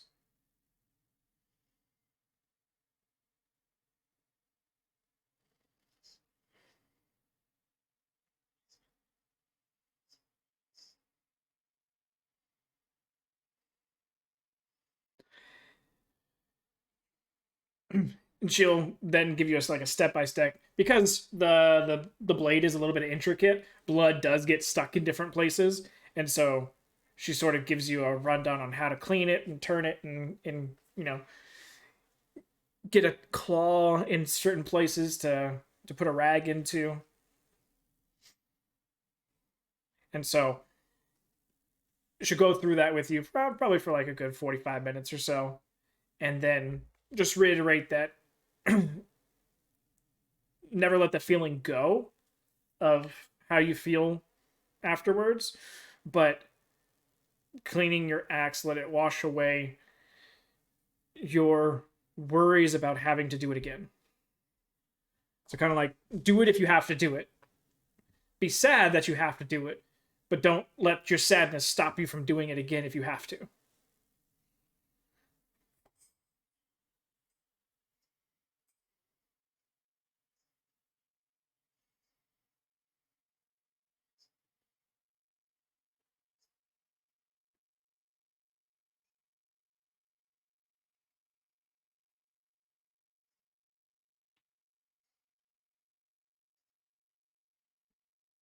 Yeah, I'd say those that aren't at the bar, about an hour after you guys have returned, um, the bracelets start to warm up.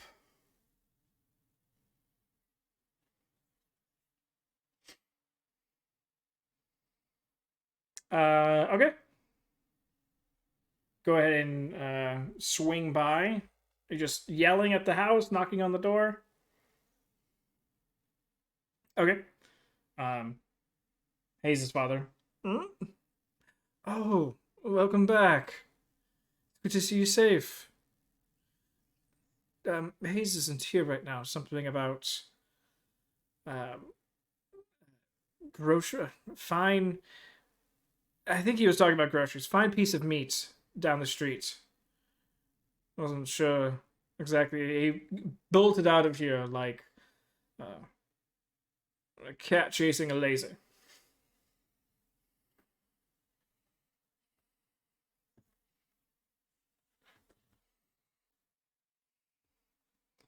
Well,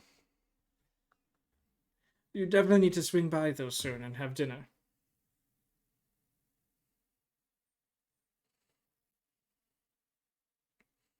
We'll make a barbecue out of it. Invite your family.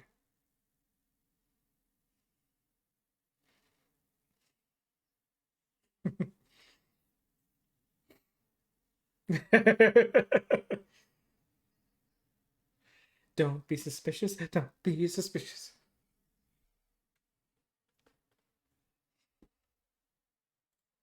All right,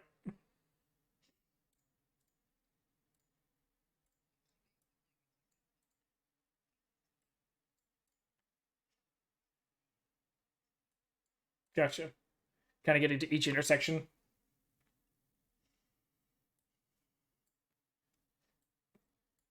It's about here that you find Hayes.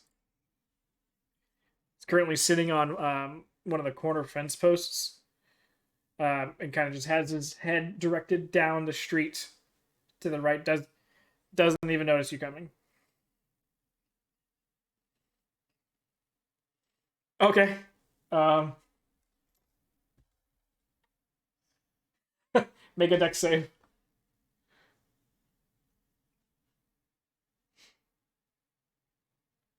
Okay, you go and you barrel him. You scare the shit out of him, and he falls backwards over the. And you let go at the last second and kind of dodge his feet as he just goes and poof, smack back on the ground. It's good to see you too.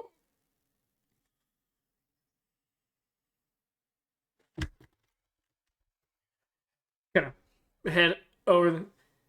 Yes.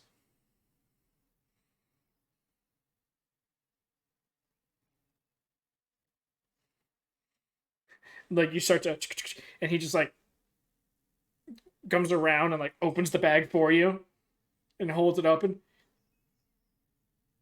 Just assisting. And then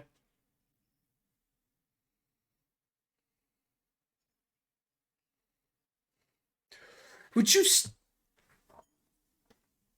Stop it.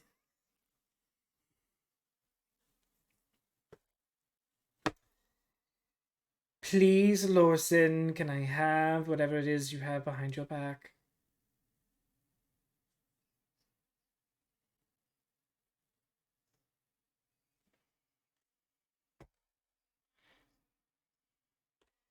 It's just like, and he turns around and just starts looking at it, realizes the blank side, flips it over. He's like, ooh! Turns around, looks back at you with the paper now behind him. I appreciate your fine horsemanship.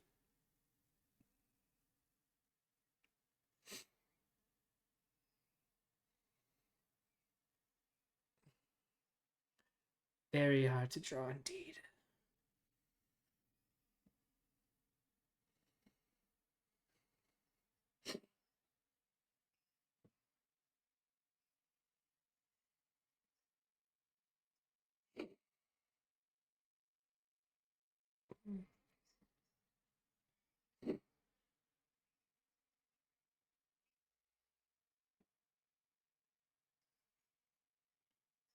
As you're doing this, he kind of like looks down as he's like pulled the paper around to the side and is kind of just looking at it and nodding, and a little smile starts to his face. And then you kind of like stop it and you're like, I do not what you. Beauty is in the eye of the beholder. Listen, okay, just because you can't appreciate. Anyway, um, I would love to facilitate some deals. So, is there something you're looking for? Because I can tell you right now, the squeeze is worth the juice. As he kind of just turns around and looks at the paper.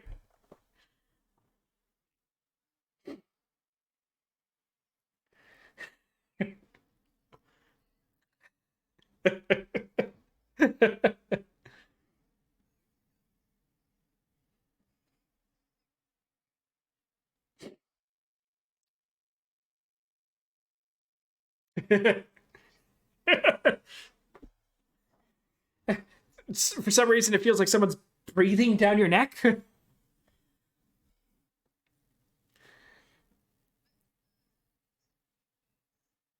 I know he's got a tight ass. That's Hayes. He's like, yes, tight ass, rock hard abs, lovely back.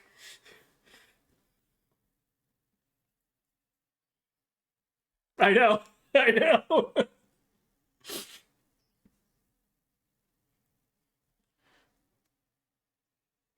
Oh, yeah, he did the whole. You did well.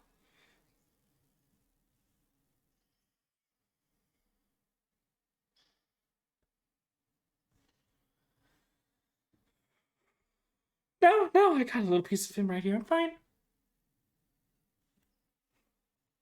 You just worry about thinking about what you need for that deal to happen. I need to go pin this on my wall. Bye.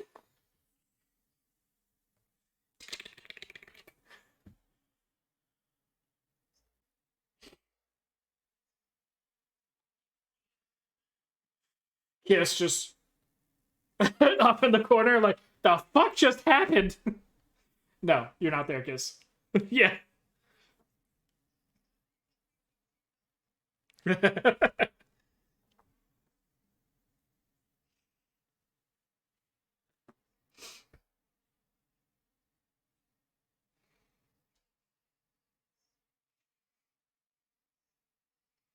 She folded the pages so that way if you ever turn one page, the other page turns with it, and yeah.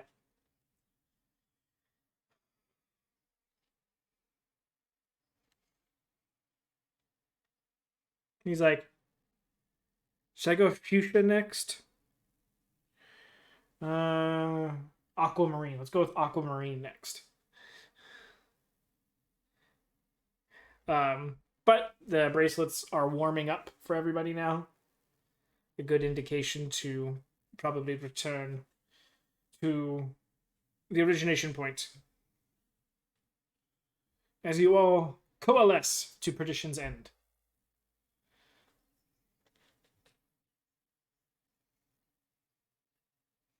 And you're like, here's a rock, here's moss. Ooh, I love the moss. Thank you. I hope too.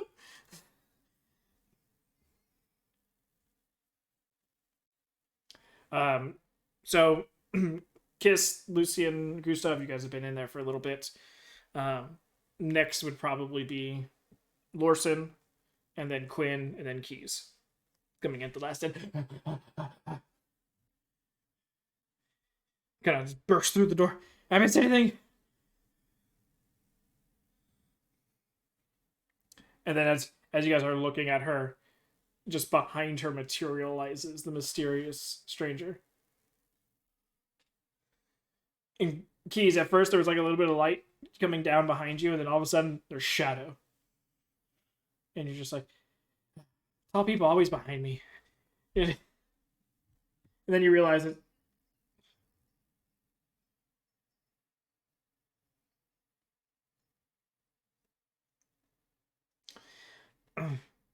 And as you kind of like take a couple steps and turn around, and the rest of you guys turn to see the mysterious stranger. He gestures to the corner in which you guys last saw him in. As he goes,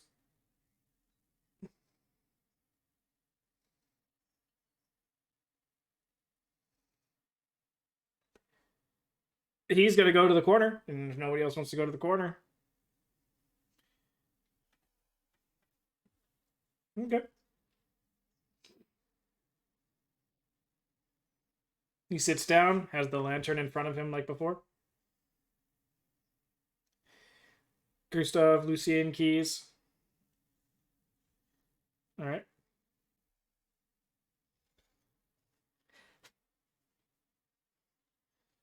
Lorson. Kiss? Okay. Kiss is all. I got stabbed a lot of times. What the fuck?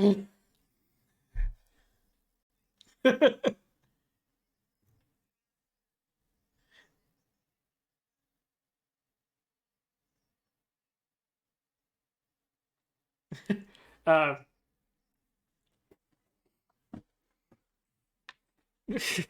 yeah, he'll gesture for everyone else to follow suit with the bracelets.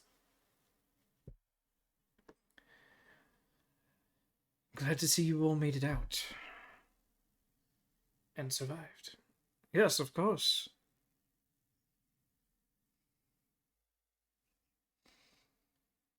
Why would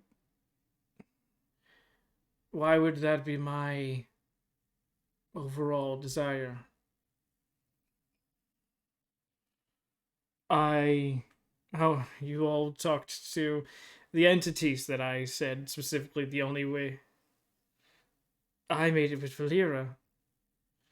That my companions who perished in there, their souls would go to them. I have no say over living souls.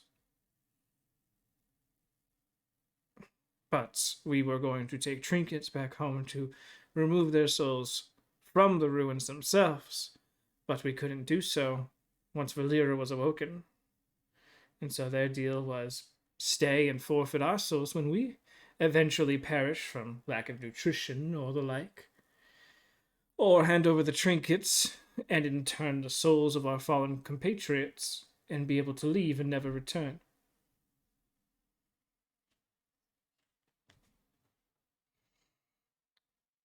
I told you about the entity at the end that I had to make a deal with to leave.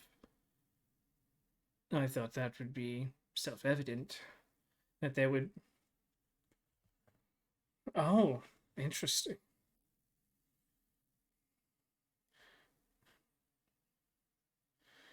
Very interesting.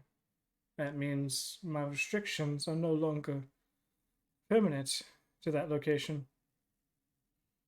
Well, thank you. She. You woke the Duchess. Bold.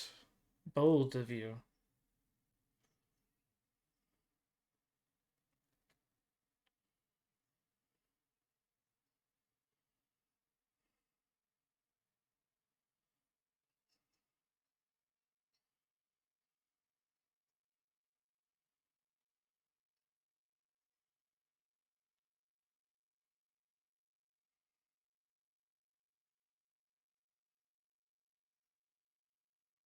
Very curious. Large mouth for a little creature. But no, my goal was literally to gather the things left behind, which, and he turns to Lucian, I can smell some of you have, and to leave. I did not say to mess about with closed things. I told you things were trapped. We had triggered most of the traps. I told you there was an entity at the end. That's the only way I could leave once encountering the entity was to make a deal with. I'm sorry if I did not write down every single immediate thing that you should or shouldn't do once inside the ruins. I gave you an ultimate goal. I warned you of things that were there.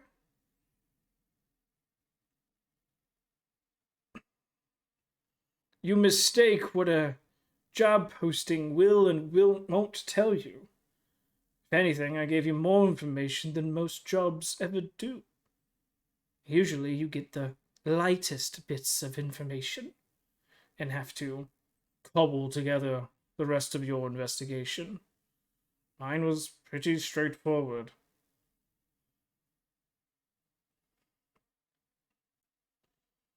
I commend you for that, especially after dealing with the Duchess. But seeing Valera dead now makes sense. She took her wrath out on him, not you. The only way that you must have really wanted the Duchess awake, because the only way to wake her up was to physically be on the sarcophagus itself.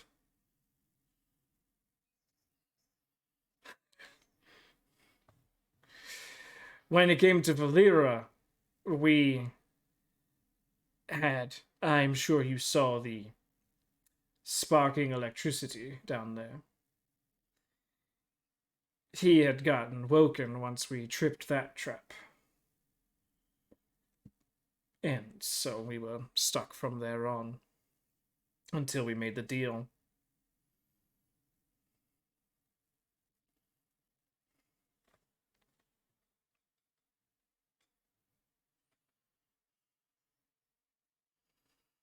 He'll take the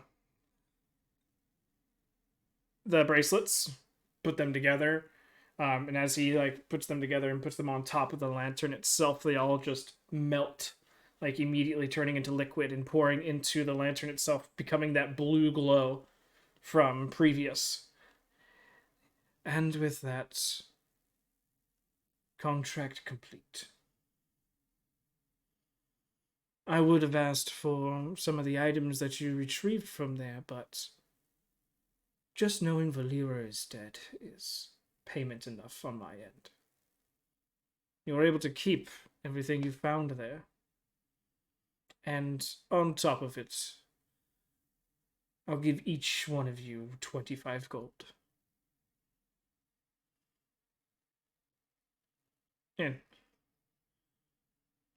And he waves his hands in front of him, and as it does so, little 5x5 piles of gold pop up in front of each one of you.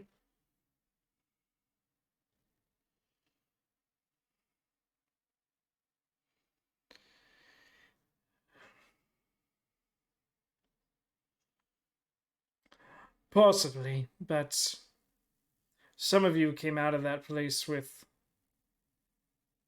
other things on you. Friends is a way of saying it. That's better. But, and he pulls back his hood, and now you get to see his face. He is a black tiefling. His horns are cut about 2 inches from the front of his face, and there is this jagged scar that cuts across from the right corner of the right eye down to the left chin. And it is a thick scar that goes there. And inside is this constantly shifting green light.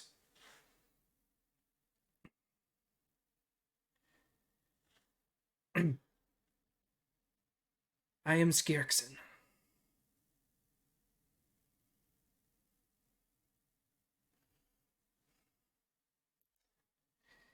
SKEIRX''IN.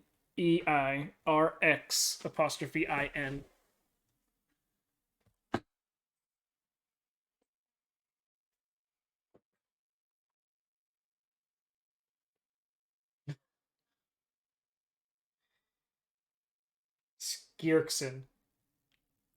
Skirkson. Yeah. Yeah.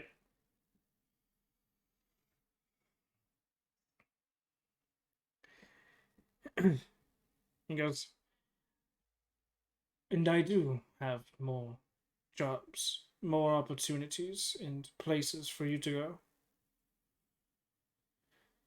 But you all are fresh, new, and after the turmoil of just this job alone, something doesn't sit right in this group. The motivations behind everyone vary wildly, and because of that, I, as a quest giver, don't feel confident that any quest given to you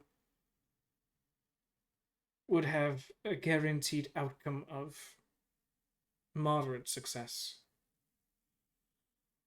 Maybe when all of your priorities align, some are torn of staying home, others disdain home, and variations between. Say if you all can work as a group for a while and come to some cohesion, I'll return. I'll seek you out. But for now, good job.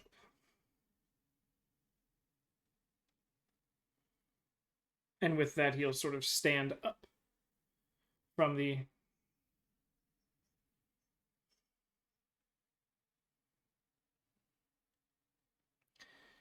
If anything, you did better than our group did. And that's saying something. And with that, he will move forward through the table.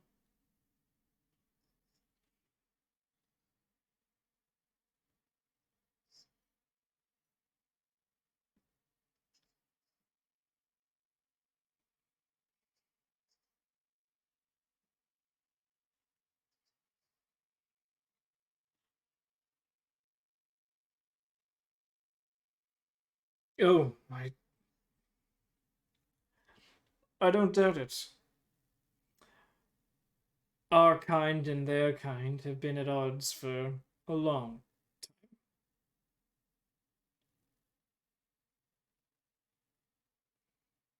And with that, he'll finish moving through the table, then start to head out. If you all can become a group, I'll be back in 2 moon rotations. 2 new moons. Which is fickle because that means he knows something about the night gods.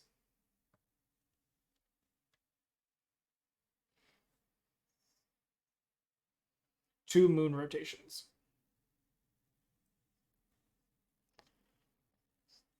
He smiles. And he continues on out. And as soon as he gets into the light, almost like a wisp of dust just disappears.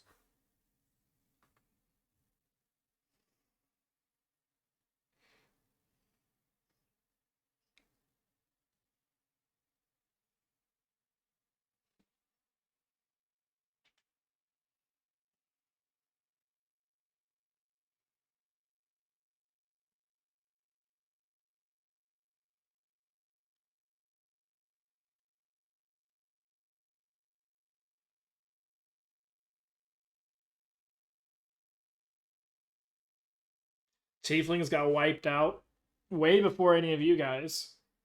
And then it would be kind of like a story that maybe some people's grandparents would know or talk about. Like, oh, I had a friend and that was a tiefling, and this happened and this happened. But really not. I mean, they're not going to be telling you of, the Mad King stuff because so much shit happened after the Mad King that led to, your parents, refugeeing off. So that would be the stories. It's like people talking about World War One. Yeah, it'll rarely happen, but most people would talk about World War Two first. So it's kind of that same concept of yes, but no, but only in very niche circumstances. No, no, no. Yeah. As far as the kobolds, no.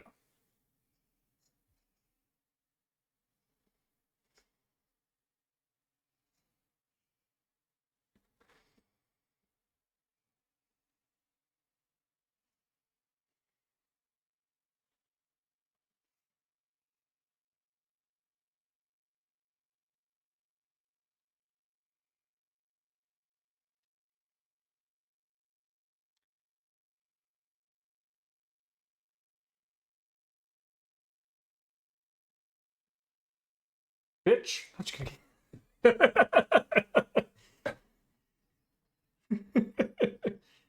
I know what you were thinking about, motherfucker.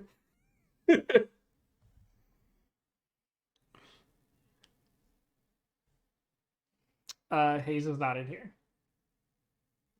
He is framing his picture.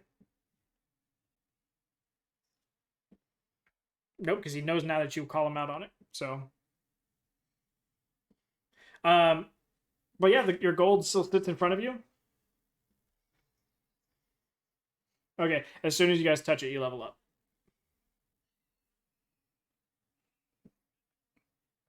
No, 25 gold apiece. Yeah, there's 5 stacks of 5 in front of each one of you.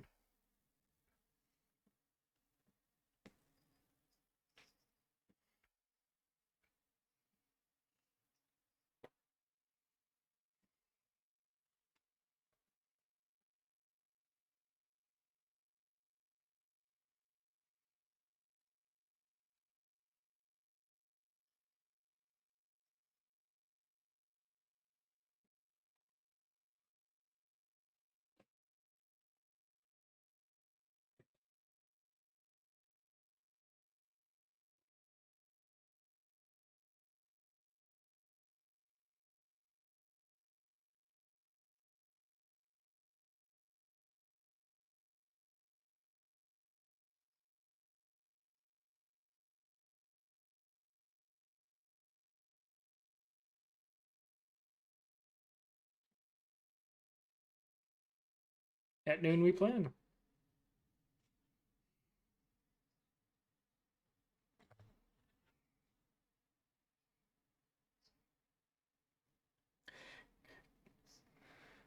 Quinch is thinking of the next tree he's gonna have to fell just to leave again.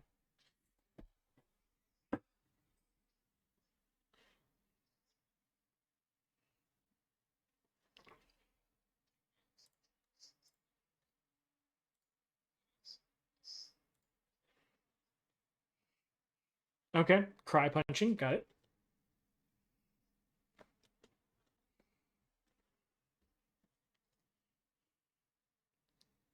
All right.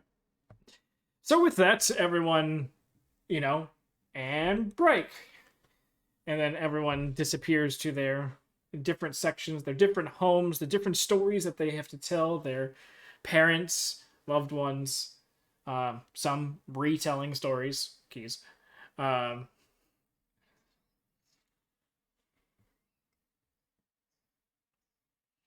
um, so, like I said, yeah, friends, loved ones, aquatic creatures.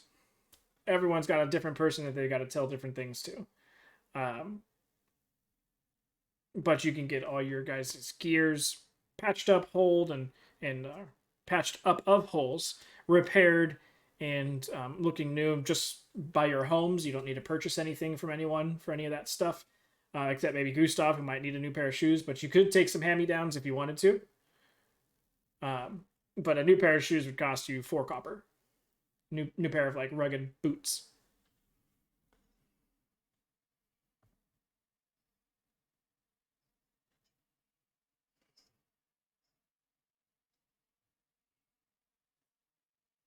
Mm-hmm. Okay.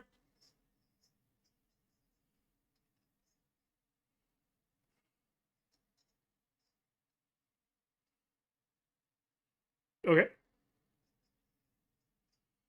Okay. Just give me a just a stealth check. I'll give you advantage on it because it's your room. Okay. You feel pretty good about the spot that you hit it in, from any family members possibly being like, "The fuck is this?" All right. So with that, like I said, you guys all spread out into your different corners of the town. Uh, Pockets definitely heavier. Um, yep, Kiss, you get hit in the back with an aquamarine puff of cloud.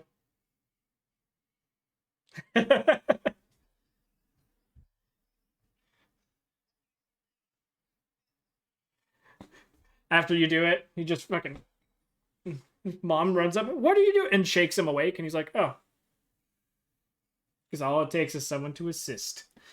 But it definitely makes you think so. He's now a narcoleptic. Um,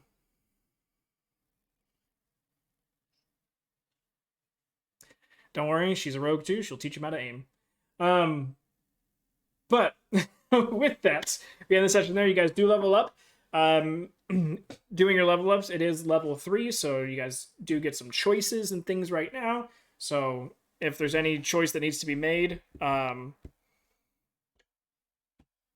just run everything by me. Just let me know. Oh, I leveled up and I now have this. I leveled up and I have this. Yeah, do any of your rolls that you may need to do right now. I'm sorry, Quinn. Yeah, your die roll for your hit points. If you're averaging, stay average. Hey, there you go.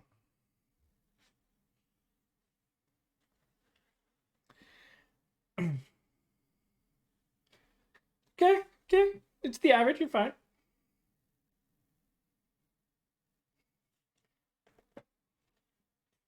Hey, Lorson's still rolling high. Lorson's gonna have the most HP by the end of this. Like, I ain't mad at that. Well, Octopus friend loves me. But yeah, if you need to make any decisions on anything, just run it by me. As far as like anything like spells or anything go, you should be good with what's available. But if you have any questions, feel free to message me and I'll get back to them as soon as I can. If I don't talk to y'all before that, you guys have good days. RFI Saturday, spoopy RFI, spoopy RFI. Yeah.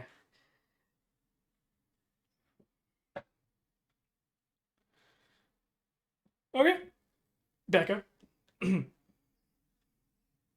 That's fine. Wonderful. Excuse me.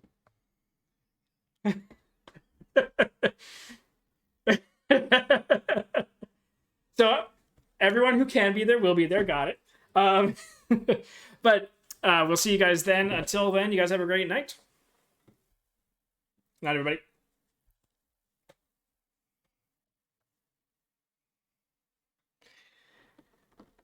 Get out of here, Chris. Get out of here. There we go. Thank you all for those of you that stayed with us. Like I said, Spooky RFI is on Saturday, 9:30 p.m. PST. Here, we're probably going to play ghost hunting games and do questions in between, make the people be in the ghost room while they're asking or answering questions and different things like that. I'm going to hammer out the details of it the next day, and then Saturday night we'll play it. But definitely swing by, hang out with us there. If you can't make that, since Sunday, 9:30 p.m. PST as well, Bad Decisions plays their campaign. They are now home, finally, in the town of Terramesh, after doing a 3-month contracting journey with the Iron Hearth. So now they get to explore, see the changes that have happened inside the town itself, and meet all the new people. So should be fun. If you can't be there for any of that, then next week, for sure, Thursday at 9 p.m., this group continues their play. And I would say that I might be playing, or I might be creating maps and stuff next week, but I have some work stuff to do, so safer just to say Thursday, Saturday, and Sunday. So thank you for all that stayed with us. Have a great night, stay safe, and we'll see you next time.